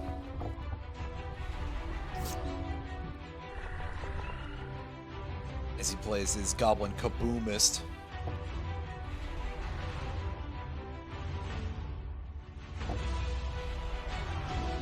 Which is basically kind of like a creature with 0 value.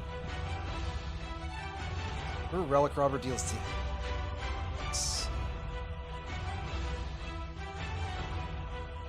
Oh. Interesting.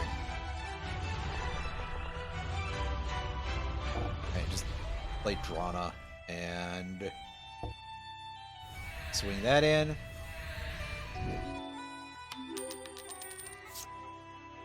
And his Goblin Kaboomist lives for another turn to nothing.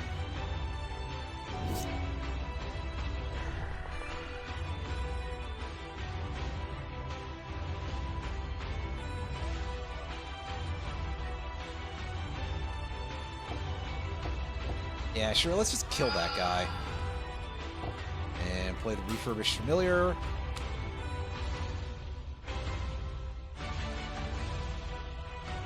I'm almost sad that I don't have creatures in my graveyard, but hey. This.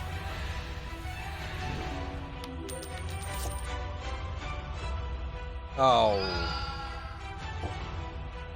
Whatever, that's coming back pretty soon anyway, so that's fine.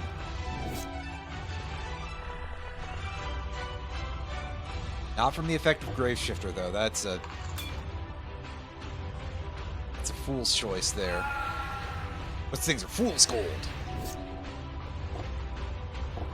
And he's starting up the Howling Mine train again here.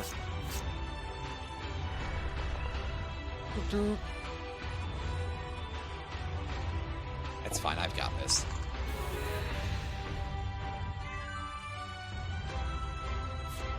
Yeah, so I think the commander swap is actually working pretty decently here. Is it Generatorium? I keep kind of wanting to build an energy-focused commander deck, but I don't know if it's actually that good of an idea. It feels like it's kind of one of those, oh, that's interesting, but also really horribly underpowered. Yeah, no land in that hand. We got a mulligan for that. Meanwhile, this time, this is good enough.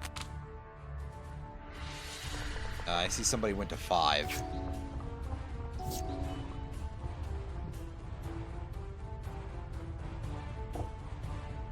And it seems like rough stuff guy. I don't think I need that right now. Yeah.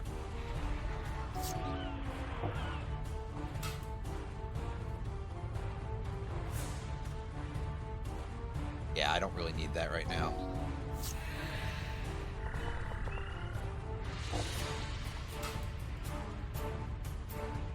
I'm not swinging. That'd be a bit of a waste of resources, huh?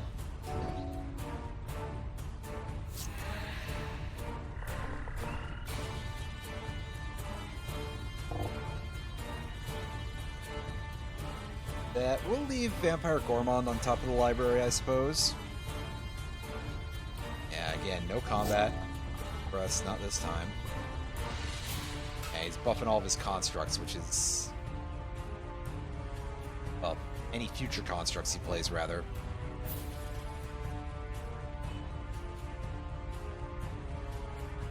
I'll just take 4 from Rand Roller. That's okay. I'm fine with it.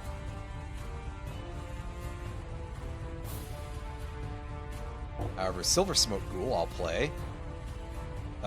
Tuck Sephiroth's Intervention. It might be usable, but not necessarily drastically.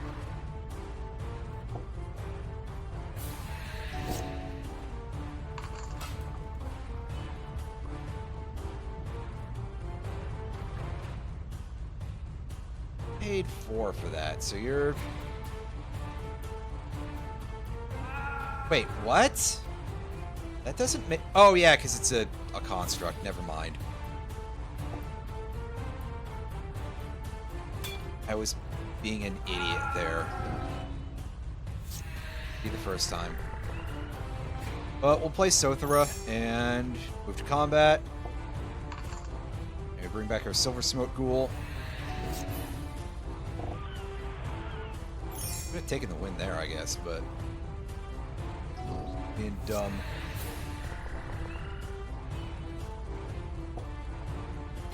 Now we get the win for sure.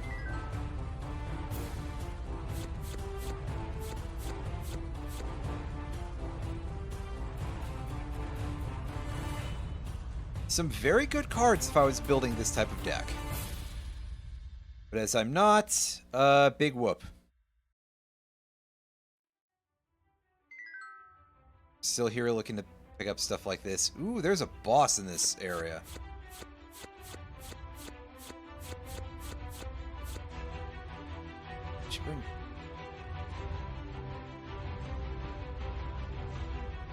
It's kind of useful.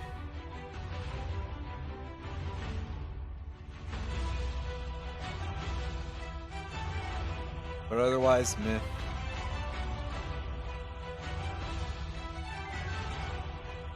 Some more shards, and it's time for another multi-round fight here against Slowbad.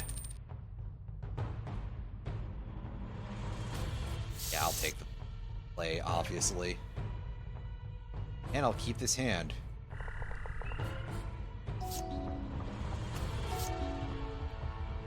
I'll play the Path of Ancestry. I guess I'll just keep waiting on the Foulmire Knight, I suppose.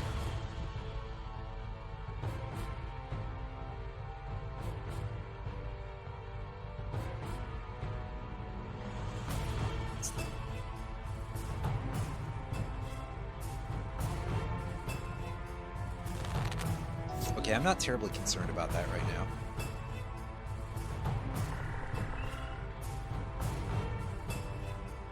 I'll draw a card and lose a life, and it's a swamp. Drat. That's really not very useful to me. Slowbad, Iron Goblin, 3/3.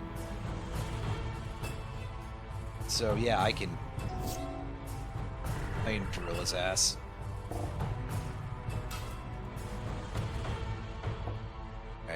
Drill them out.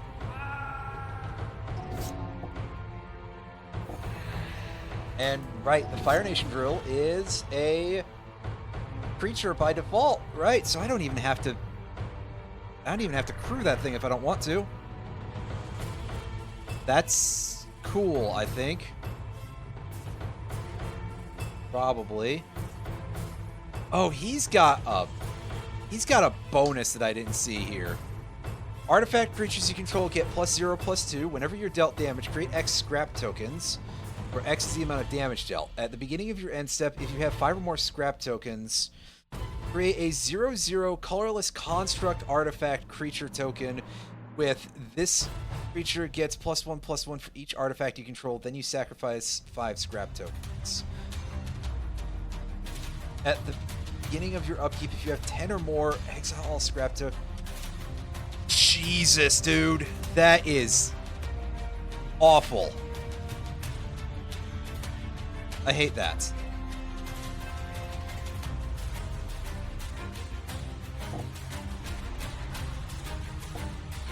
But we're going in for a little bit of aggression here.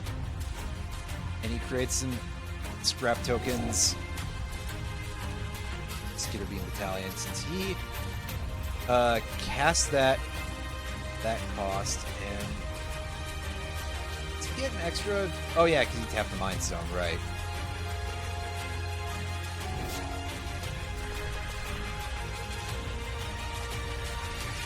Guys, I'm just thinking, I don't believe I actually have board wipes in this deck, do I? Well,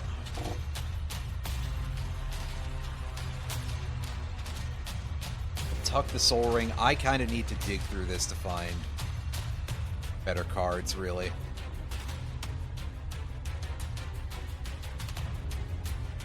Oh yeah, I need to let that actually finish happening. Then I can cast Foulmire Knight and pass turn. You guys have really noted.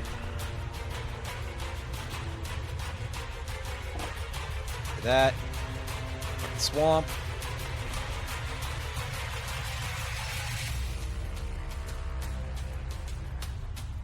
Turn.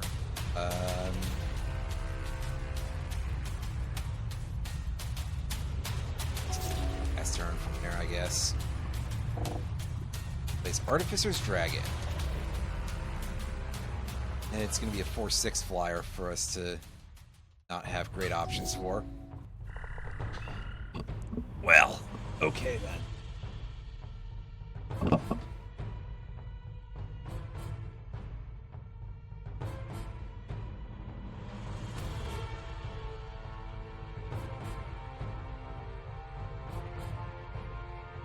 Swing that thing in, and that's fine. I get a Morbid Opportunist trigger. That's great. I already played a land this turn. Just had to check.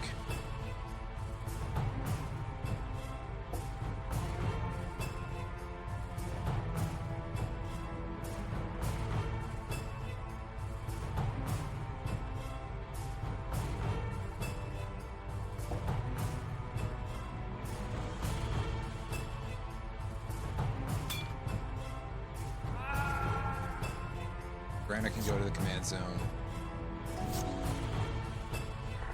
And boy, that Lightning Grooves would be really nice if it was actually fucking usable at this point, and unfortunately it isn't. I guess I can use it to turn it into a creature and we can just, like, do this over and over and it will do nothing.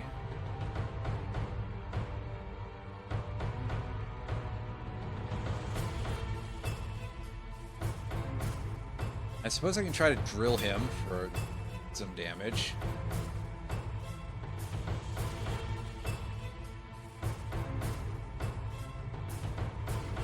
Or the Mind Stone. More concern at the moment.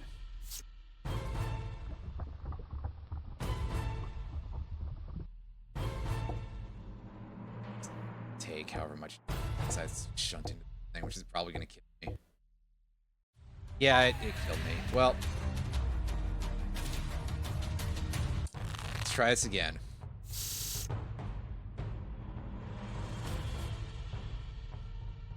This is significantly meaner than I thought it would actually be, but I suppose if I can just keep making him lose life instead of take damage, because that's... Yeah, it's only whenever you're dealt damage, so that's great. Soakins and Smelter. Just... Second art.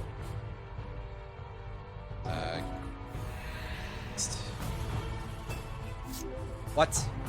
Oh, it is damage. Okay, never mind. Fuck my life, dude.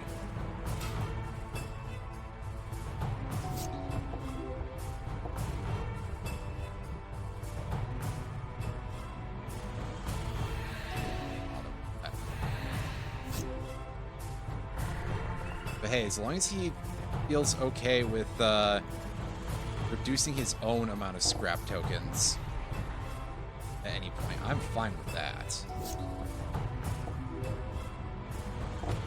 Yeah, dude, just keep doing that. Just keep mitigating your own scrap count, and I will be very happy, actually.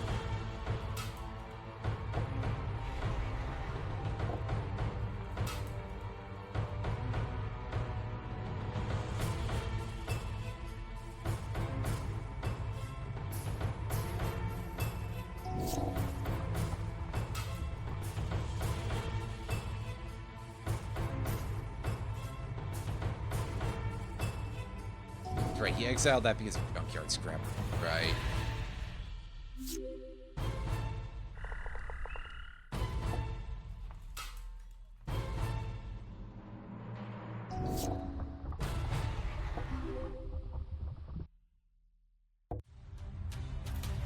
Jesus, what's this thing do? Playing haste. When it attacks, exile the top 5 cards of your library. You may cast an artifact spell from among them. Disturb them. If you do, as infinity artifacts. Okay, well, we're just going to have to kill you with Piranha, I suppose. And he plays Goblin Engineer.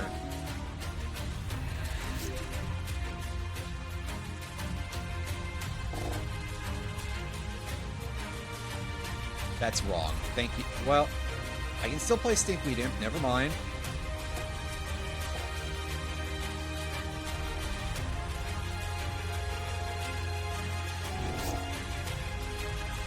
Alright, he plays another Chiscoria, so...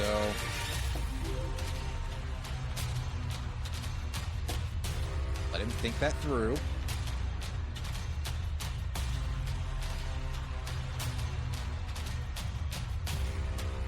And we just block it with the Stinkweed Imp.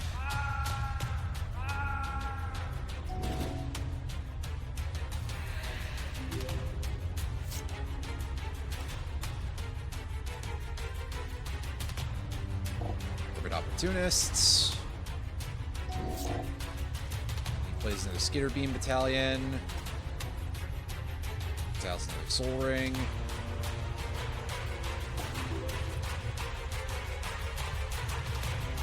No Dredge.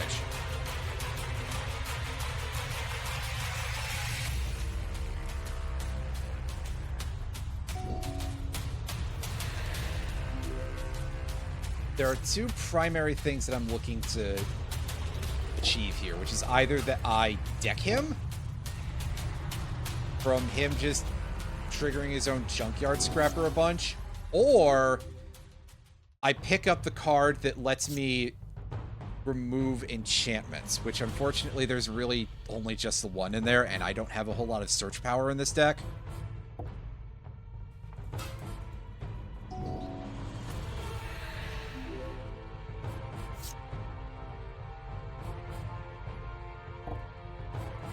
I do, however, also have a Ravenous Chupacabra, which is pretty great. Unfortunately, I don't really know what I would use it on. He's got a ton of stuff. So I think for now, honestly, is just like hold back on it until he plays something really stupid that kill.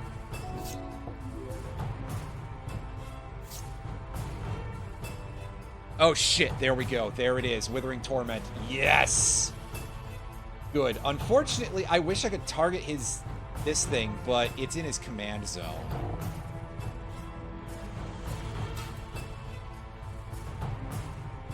And there's the Artificer's Dragon that I was worried about.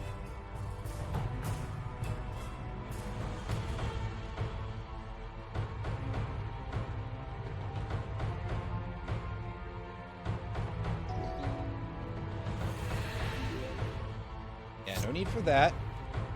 Now, as you can see, I can't target that, but I can target March of the Machines.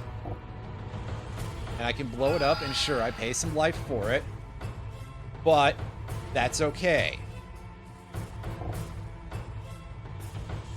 I play a Ravenous Chupacabra, and I kill his Artificer's Dragon. And I get to draw a Swamp out of the deal.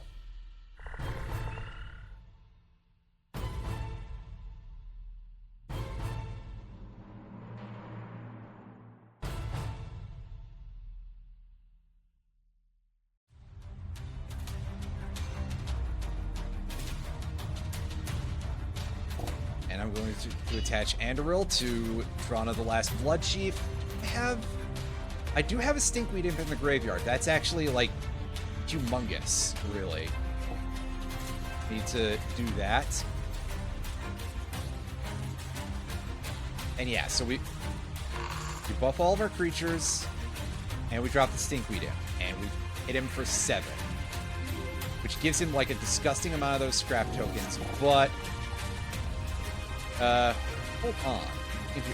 Oh, it's beginning of your end step, and the other one is up here. Why?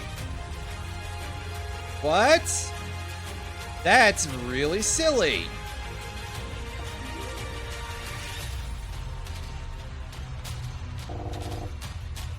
And he's going all in. I can't block that. But the fact that it took him like a trillion years to actually think about it, well...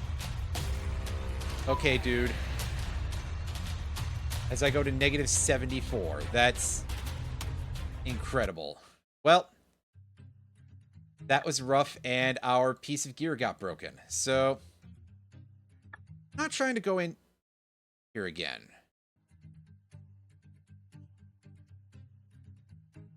I actually just kind of want to go back to town and see what's the deal with the broken equipment, because I don't know. But healing is probably a useful thing here.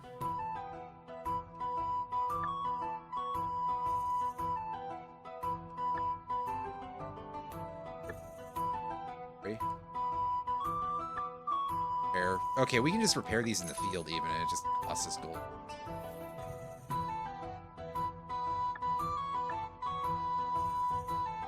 Which, unfortunately, we really could be doing a better supply of, but hey.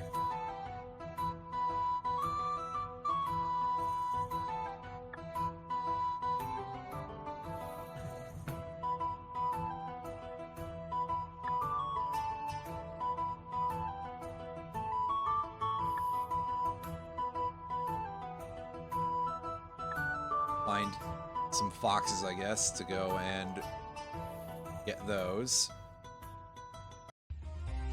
Yeah, so it's really not time for us to deal with that dungeon yet, unfortunately. Well, Gales, let's track that one instead. And just fight these couple of slivers. They probably aren't that bad. In theory. I'm sure that I will regret saying that, but hey. Oh, he's starting off with a creature just right off the bat, so... maybe the regret is coming much faster than I thought it would. Now look at this guy getting on the board this fast.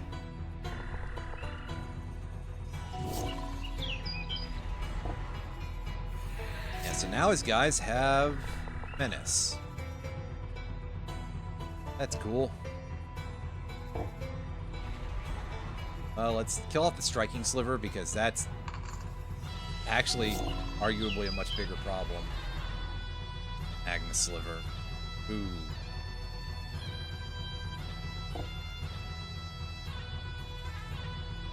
Take. Or again. I overclicked there. Well, Necrotal, so that way we can have a blocker. And we just off the Magma Sliver.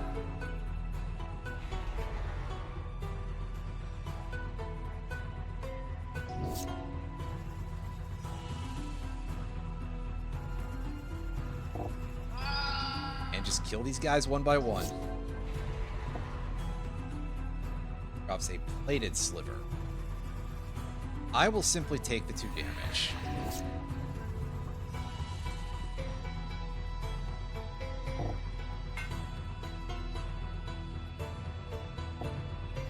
Tap the drill and kill the Hatchery Sliver.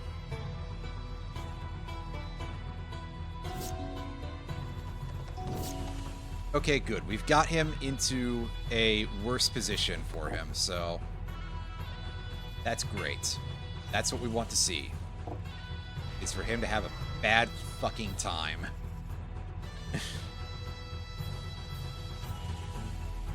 Let's crew the drill. And just that, and swing the fire drill and do some damage. Oh boy. I don't like to see that. That's kind of nasty. Screw it, I go to 2. Got 5 mana between all of these, and I mean, that at least is a 1-drop, the Refurbished Familiar.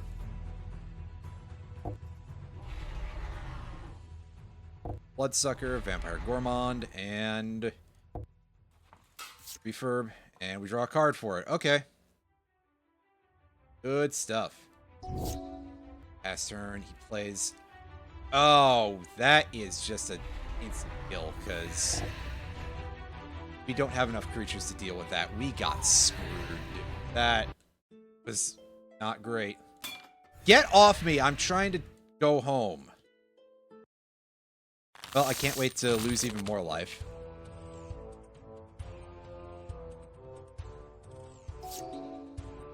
At least he didn't have a turn 1 play this time. That's good. Although now he's got the Quilled Sliver, which deals 1 damage to target attacking or blocking. Okay, that's less of a concern than I thought, honestly. I don't particularly like it, but it's less of a concern than I thought. Slivers have Provoke. That, play Foulmire Knight. Venom Sliver. That gives me damage.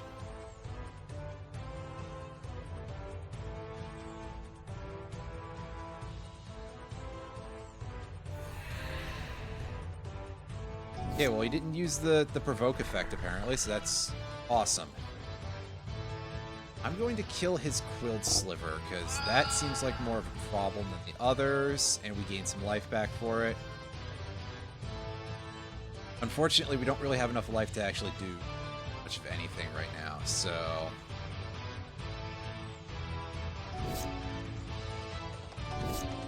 Move on. Oh, hey, I forgot I had the Troll of Khazad Doom in here.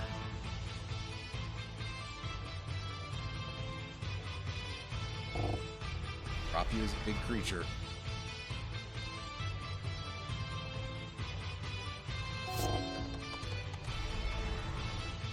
Sliver. Yeah, that just steals creatures until it leaves the battlefield. Elects not to force that to block, but we are going to do this, and we're dumping our board, but hey, we'll fix that problem in a few. Yeah, see, we just drew that, and that gave us back our big effing troll.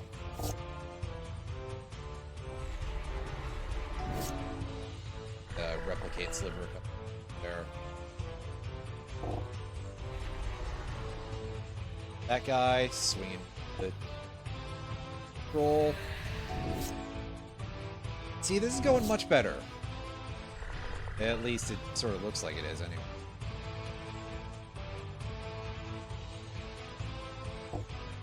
Yeah, never mind. We win this fight. But also, come on, man. Right in the middle of my effing iframes.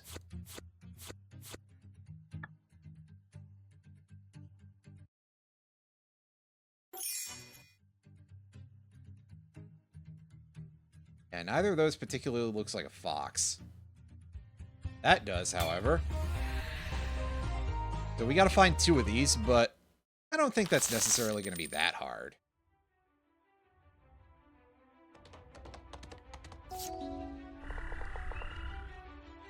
Play our Dockside Chef. You. Whenever an aura enters the battlefield under your control, if you cast it, you may search your library for an aura card with mana value less than or equal to that aura with a different name than each aura you control. Put that card on the battlefield attached to Light Paws, then shuffle. Huh. Alright. We'll play the Thought Vessel.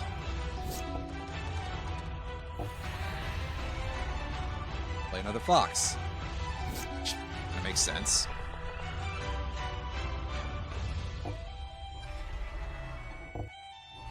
No items, Fox only, Final Destination. Oh. Sure, I'll take 4. Don't care that much. And I do a little bit, but like I say, only so much. And we'll drop Sothra and just simply proceed to the next turn. Yeah, he fixed that problem all on his own. Block there and steal 2 life from him. That's fine. Controls the snow-covered land. Whatever. I don't have snowlands in this deck. Because I haven't seen any access to snow-covered swamps yet, so... Eh.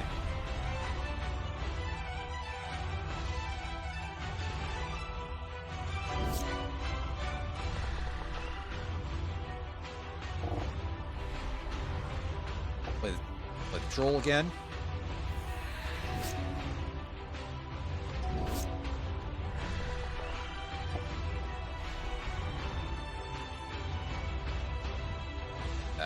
And plays this dude.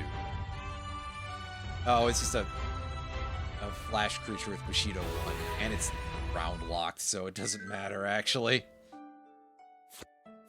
Points for trying, I suppose, sir.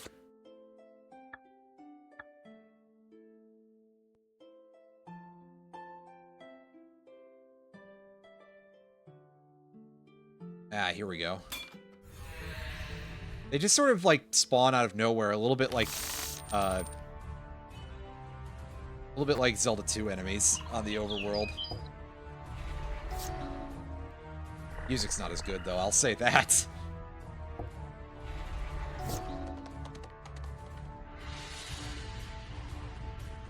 You know, whatever else my opinions about that game may be.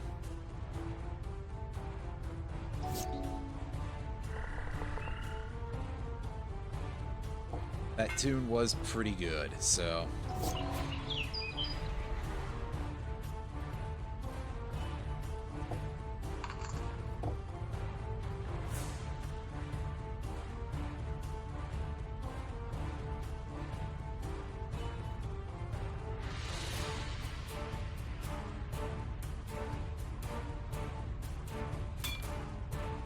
Kill that guy, because he can get pretty big. Gain some life back, and now comes the part where things suck, because I'm not drawing any mana. Boy, I'm really happy about that. That's better. I guess it depends very heavily on if I am able to keep that up, I guess. That... I'm stuck at... Yeah, no, I'm dead. Great.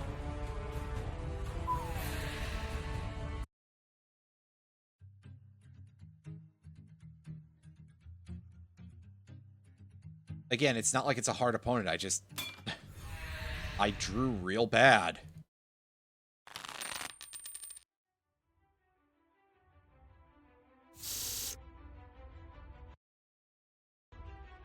That's better. Just by virtue of the fact that I have multiple actual plays this time. As opposed to me apparently gambling on something that doesn't feel like it's that, you know, whatever. It's very unfortunate. Play that guy. Play our commander. And... oh, the exiles are Marauding Blight. That's slightly sad, but it's not like that's doing that much for me. Greater Scheme. We'll just play Indulgent Tormentor instead.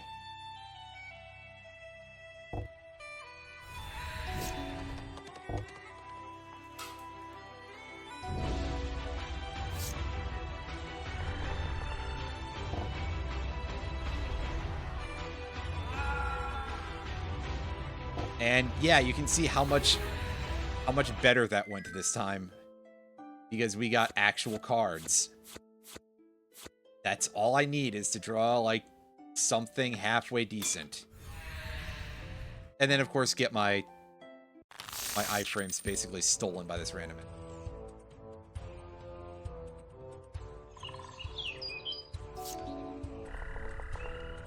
Oh well.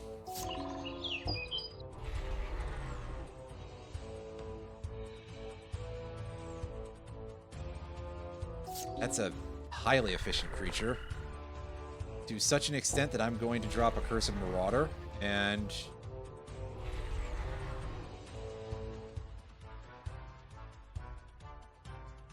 whatever.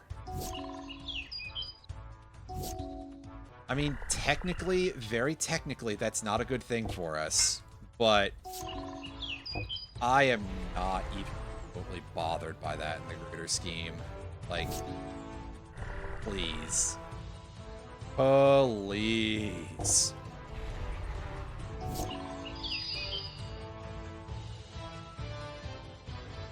Oh, you just played Titan.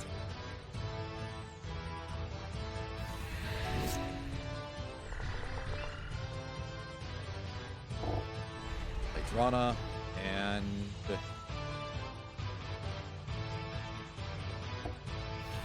Strength 2. Strength is... wow, you have a lot of, like, crazy-ass buff spells here. Alright, well, fine, I'll block with Drana. I'm not terribly happy about that, but okay. Rough. Play Burnished Heart, and... fine, I'll just Hero's Downfall this garbage creature that you have. Just to get it out of my hair already.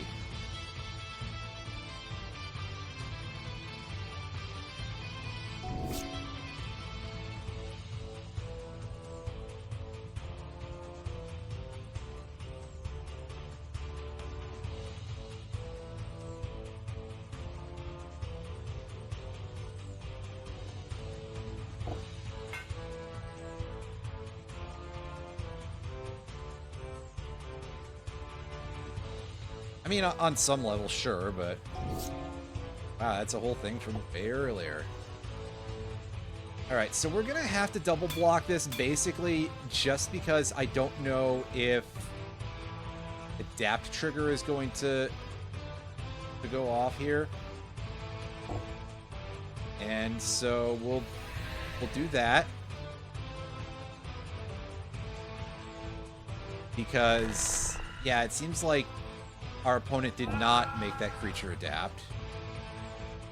Which is fine. So she'll play the Old Growth Troll instead.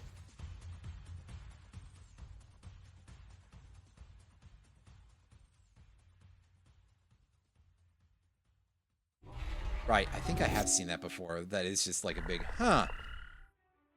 Or who that's for, etc. And just equip Endural there, and we're dead. Because we're fucking dead. Well, that's okay. I got interfered with a little bit anyway, so, like... I'm only slightly angry about that. But we're going back to town. We're going to go hand in these rewards, get some money here. Oh, hey. You get a card, a little bit of cash, and a little bit of that stuff. Anyway, I'll be right back.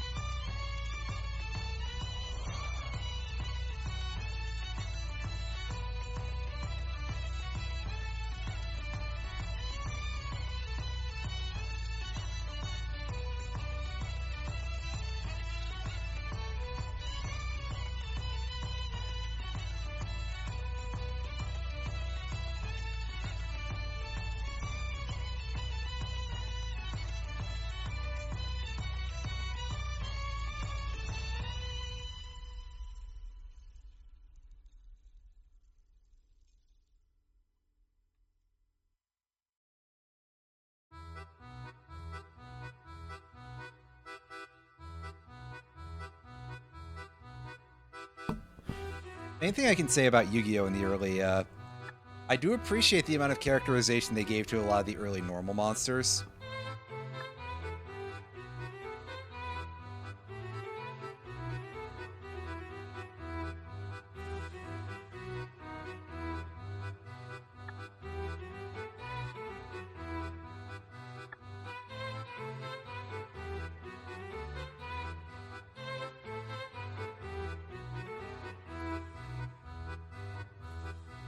I'm glad that Skull Servants are kind of like that big of a gag, you know? Among a couple of others, but Skull Servants are a big one that I think about a lot just for that purpose specifically.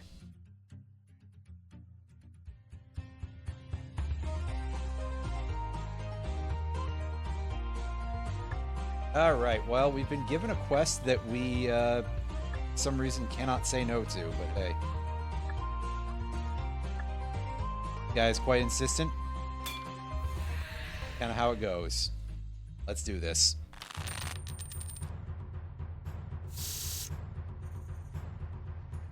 Not with this hand, we're not going to do this. That's better.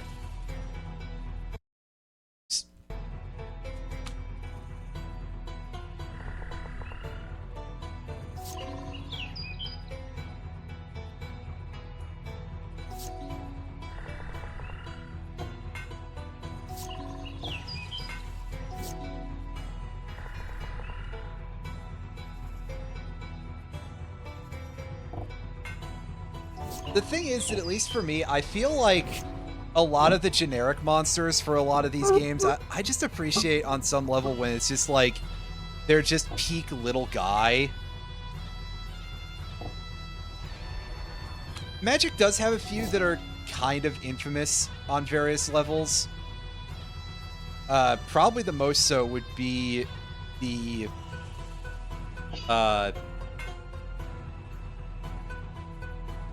whoa, hey, where did you... Oh, you got that for mana, right?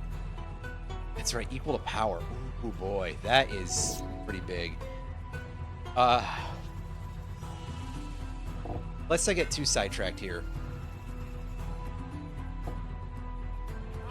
Because, like, the grizzly bears in Magic, which are just sort of like, oh, what an incredibly silly thing, but people really did sort of adhere to that pretty quickly. It's just like a very entertaining thing that amuses them. I'm bad at words. Okay, well, this thing. And get the old fire drill going here. There we go.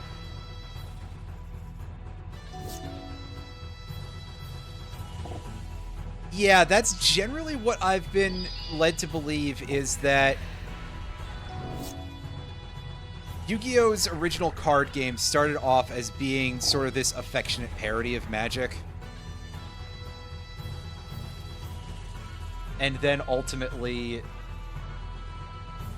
they, well, it grew out into this whole other thing, for whatever the reason may be.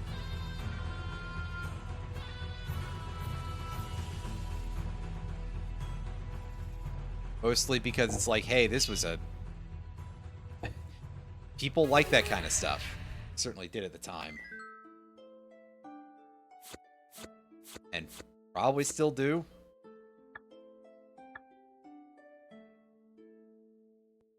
It's a little bit hard to say after a certain point, because, like, well...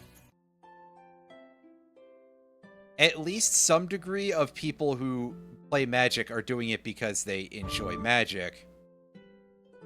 But I think that might just be due to, well, market dominance. Not that other options weren't available. Obviously, Yu-Gi-Oh! Is quite big in America still. But that, again, is still a very small area because, wouldn't you know it, most of the ones from the 2000s Gold Rush sort of era died off very quickly because they weren't that good, by and large.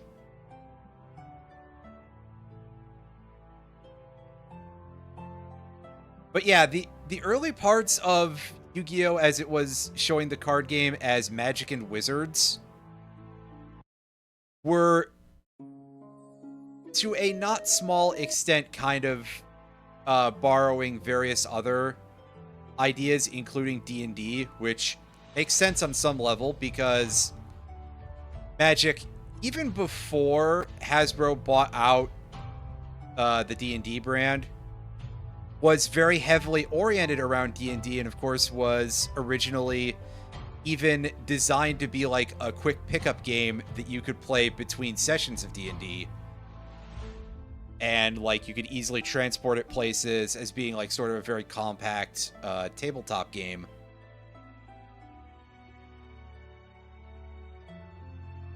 From an era where, you know, where conventions existed, which is still an era we exist in now, believe it or not. In fact, they get bigger, even though something about a plague. Anyway.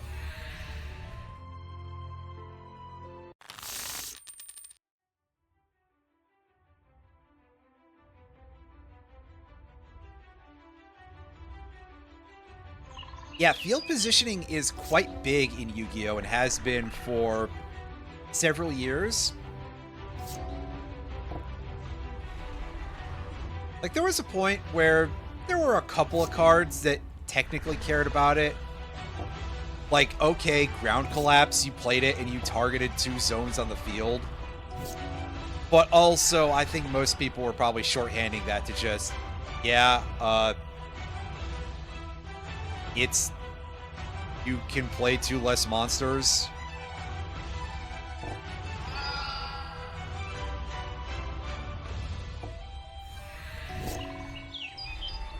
But technically, it did have some very specific ruling in its ruling about that. And you had to actually be quite careful about that sort of thing.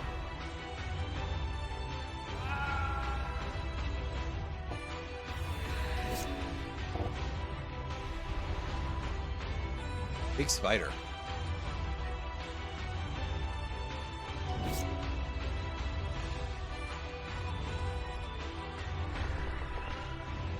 I think for how long I've been playing this, I would be used to the fact that this is a shockingly rapid thing in terms of its movements. But here we are. Okay, sack that guy and some other stuff.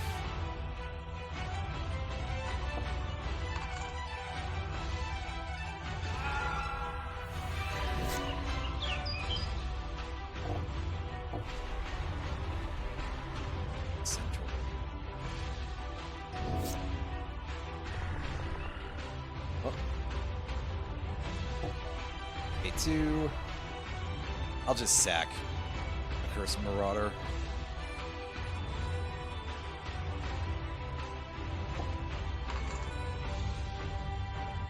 And just keep doing that to keep creatures every turn. As needed. Which, to be honest with you, doesn't seem to be very needed, but hey. But anyway.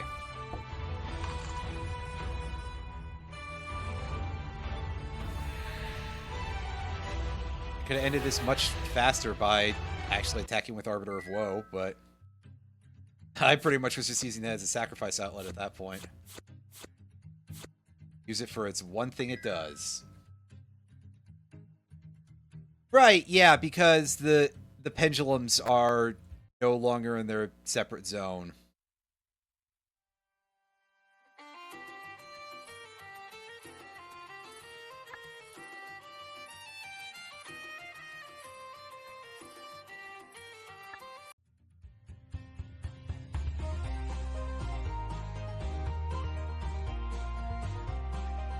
There's a bandit camp to go to that is in the opposite direction of that town, so that's...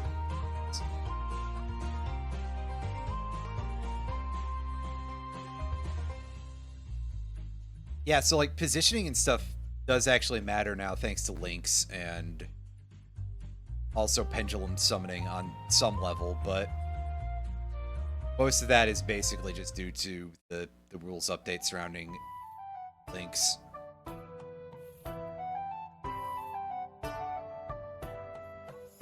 There were a couple of others where, again, but a large part of it was just like, well, you just think about it in terms of number of positions. And while a TO would probably, pardon me, not a tournament or a judge, probably not be super happy, but hey.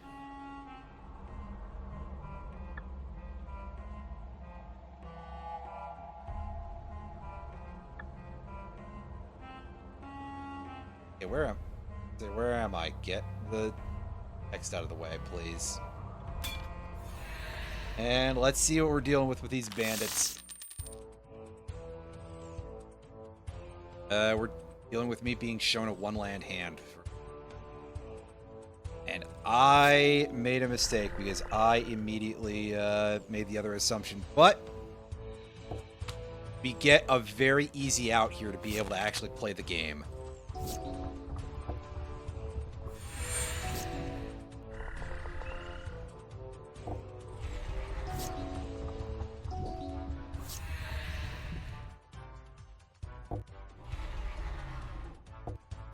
That.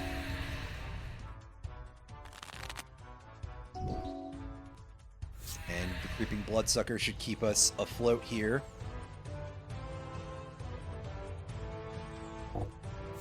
I will cast the first side of that. Well, the spell side of it, rather. Back for that. Also the Forge. Ooh, that is very annoying. God, man! He is giving me some very rough stuff here. I don't think I have a way to not die here because...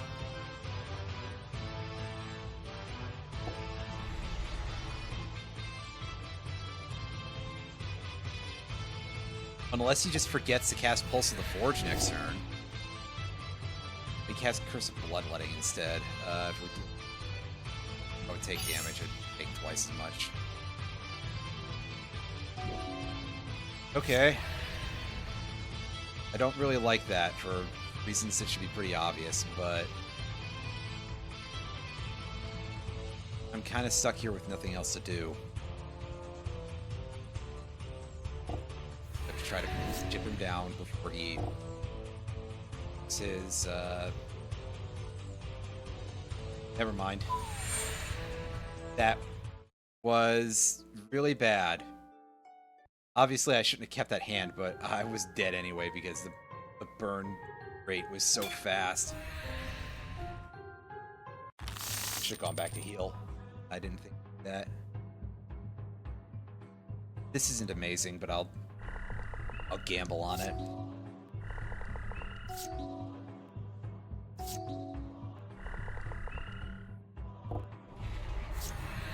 Yeah, see, we're drawing cards. It'll let us get up to speed here.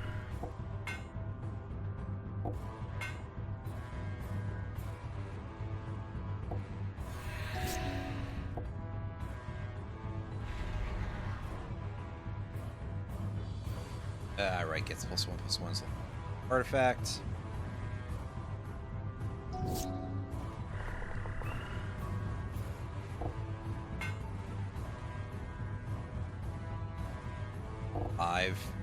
And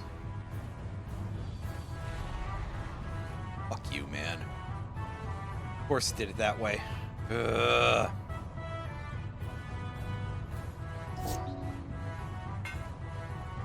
Every time this thing just shit the stupid way. As I should really come to expect at this point.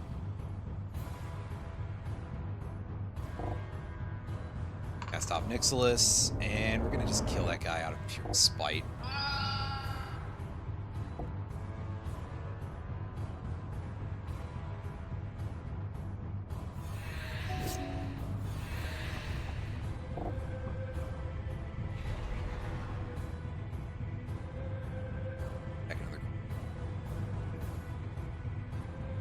Yeah, he can't do that. So, the Yargle. It's a very funny creature.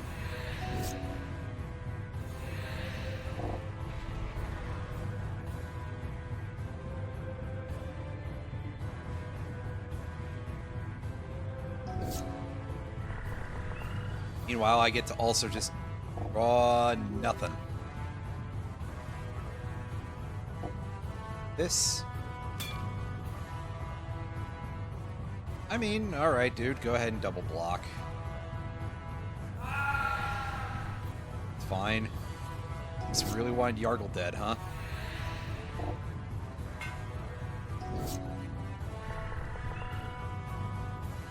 That's fine. We still win this anyway. Really getting away with things that I probably shouldn't. Ooh, Darksteel Juggernaut is a potentially very, very good creature for our future colorless endeavors.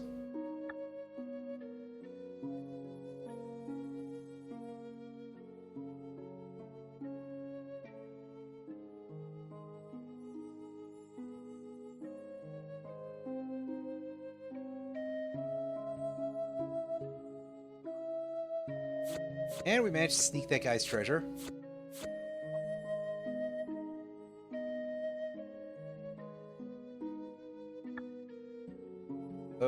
That's just a background object. Yeah, we're gonna try against this guy again, but he's a very fast-moving burn deck, which makes me a little bit worried. And when the hand is quote-unquote good as this, I feel I have even more reason to be worried.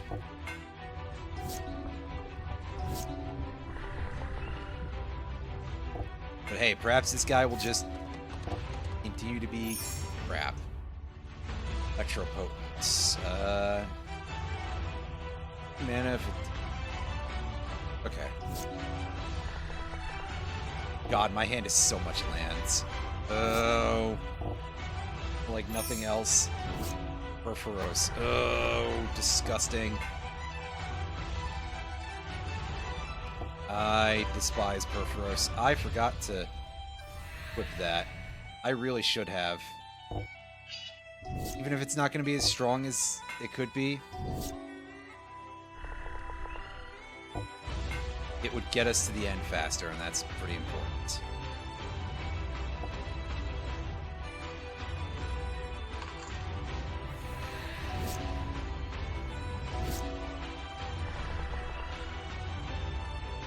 Thankfully, he drew nothing this game, so that's fantastic.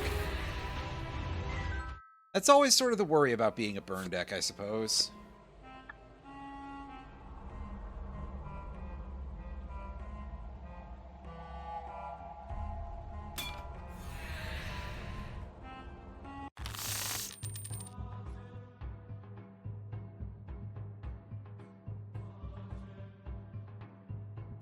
Yeah, not an ideal start by any means, but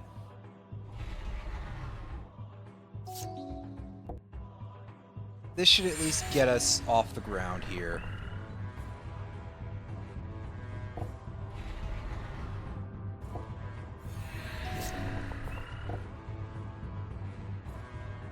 God, of course he's playing like all of his Burnination spells here.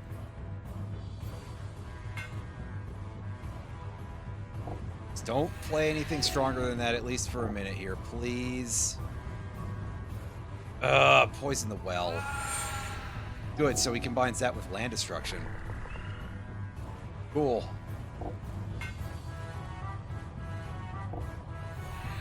I guess at least it's going real fast. Ow.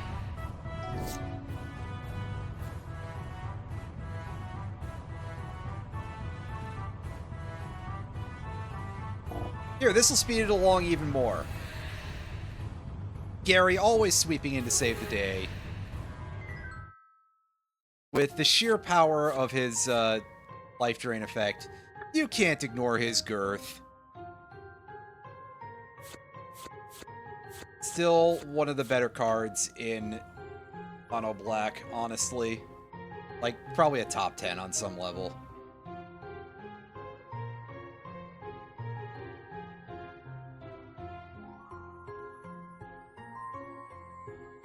Got some alright cards in there. I mean, I already completed the other half of the joke there, but, yeah, the Grey Merchant of Asphodel is very frequently referred to as Gary, just by virtue of the sheer amount of nicknaming various creatures, very mundane-sounding names, which actually started out more with, oh, disgusting. He's opening with a fucking wasteland. Well, I guess I get to not play any good lands into that for a while. Basically, because you had a lot of guys that were, a lot of creatures, pardon me, that were just sort of nicknamed after actual players because of them designing the cards due to winning tournaments at certain levels that allowed them to do that. And then it just sort of started to filter down to certain other creatures. So as a result, you have Gary, because Gray just sort of looks like Gary, and you probably had people who were misreading it. And it became so widely played of a creature, I suppose, that people decided to give it a nickname because they were that attached to it.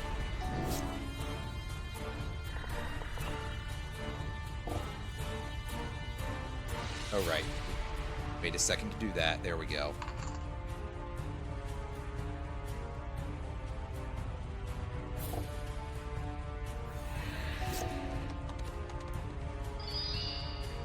Oh, man.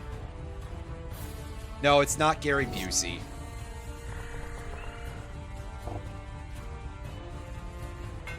It's just Gary.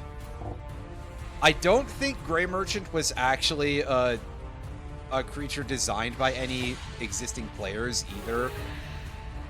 So it literally is just because it sounds funny to call a powerful magical entity by a very mundane name. Which, to be fair, kind of is, actually.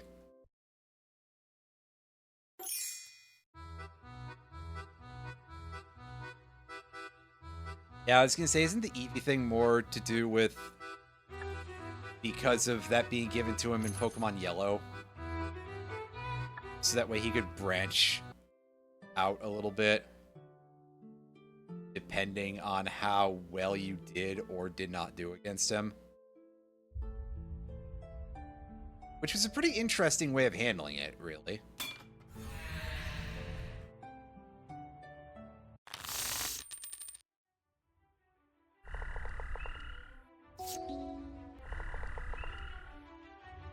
Now, I'll play the Commander Plate instead.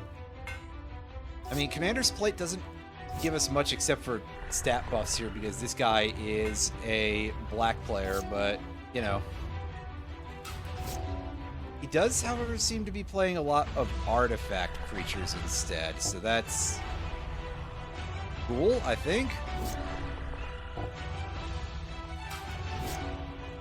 Unfortunately, we also don't really get to do anything with Necrotal, but it seems like a pretty good card to put out here. Seeming Steel. What does this do?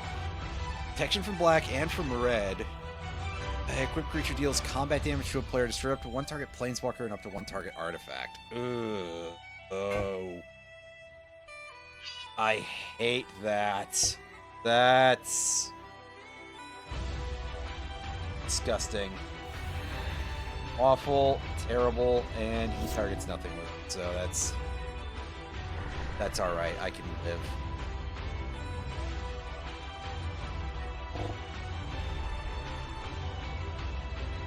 Hey, I can't block him with Necrotal anyway, so I'll just swing with it. What's this? It's in black and white because it's one of the Innistrad double feature cards. That's one tap exile. It's a card from exile. Graveyard. Create a token. Okay.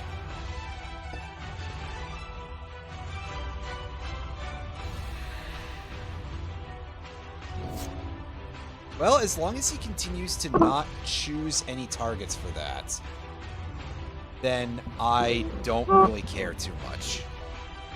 Yeah, sorry, microphone arm is being stupid again. This. And yeah, I mean, I just sacrifice that and he sacrifices his Snap Cell Glider. Big whoop. Big whoop. See, we recovered from that with shocking ease, honestly. As he sets this up. He didn't attack with it, so that I'm fine with that. Plus, we get to just finish things off the old-fashioned way of eating massive amounts of HP from him with that.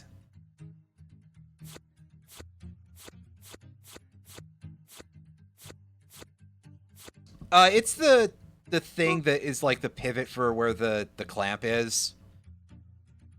That it screws onto. And since I bonked it with my knuckle, it was doing something stupid. It was making a noise.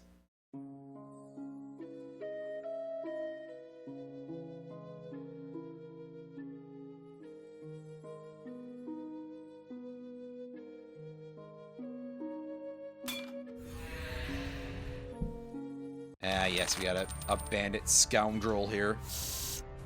Take the play, and 2 lands. We got a troll. We can keep this.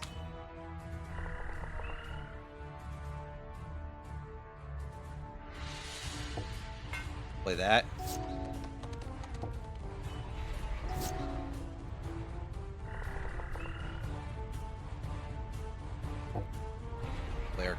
Bloodsucker. Oh, man, that's just unfortunate, but I suppose I'll live with it.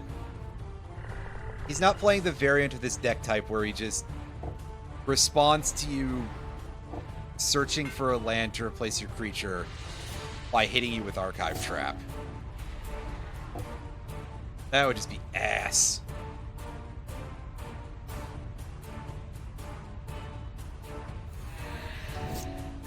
Also, good lord, man, you've got so many colors of mana going here. No, it's only 3. I was slightly confused for a second, though. Okay, we'll do that, and we will gain some life off of the campfire. Because the sustain is sort of necessary.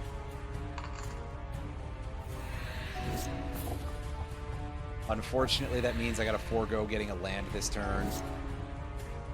But sometimes you just are a little bit up shit creek on that.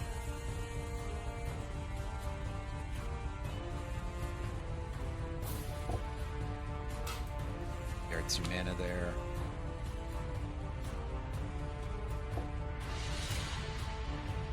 Swamp Cycle.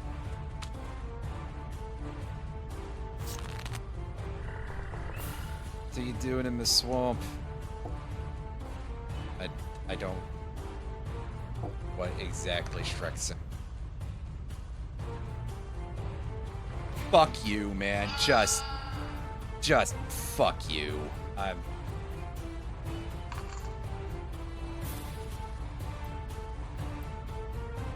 Well, fuck it, I'll sacrifice it, and... I mean, I'm gonna die anyway because of cheating. It's not even that bad, it's just me being upset.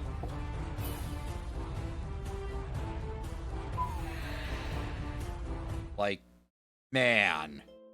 Are you serious? What terrible luck.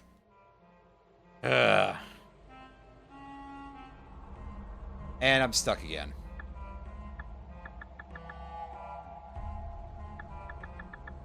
And now it won't even let me exit to the world map. I'm just trapped. I'm just...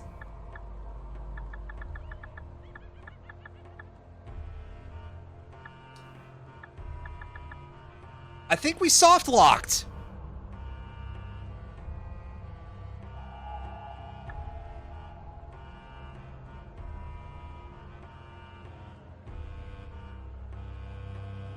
Yeah, we're stuck in the wall. We can't do anything. So that's funny. Good place to end, really.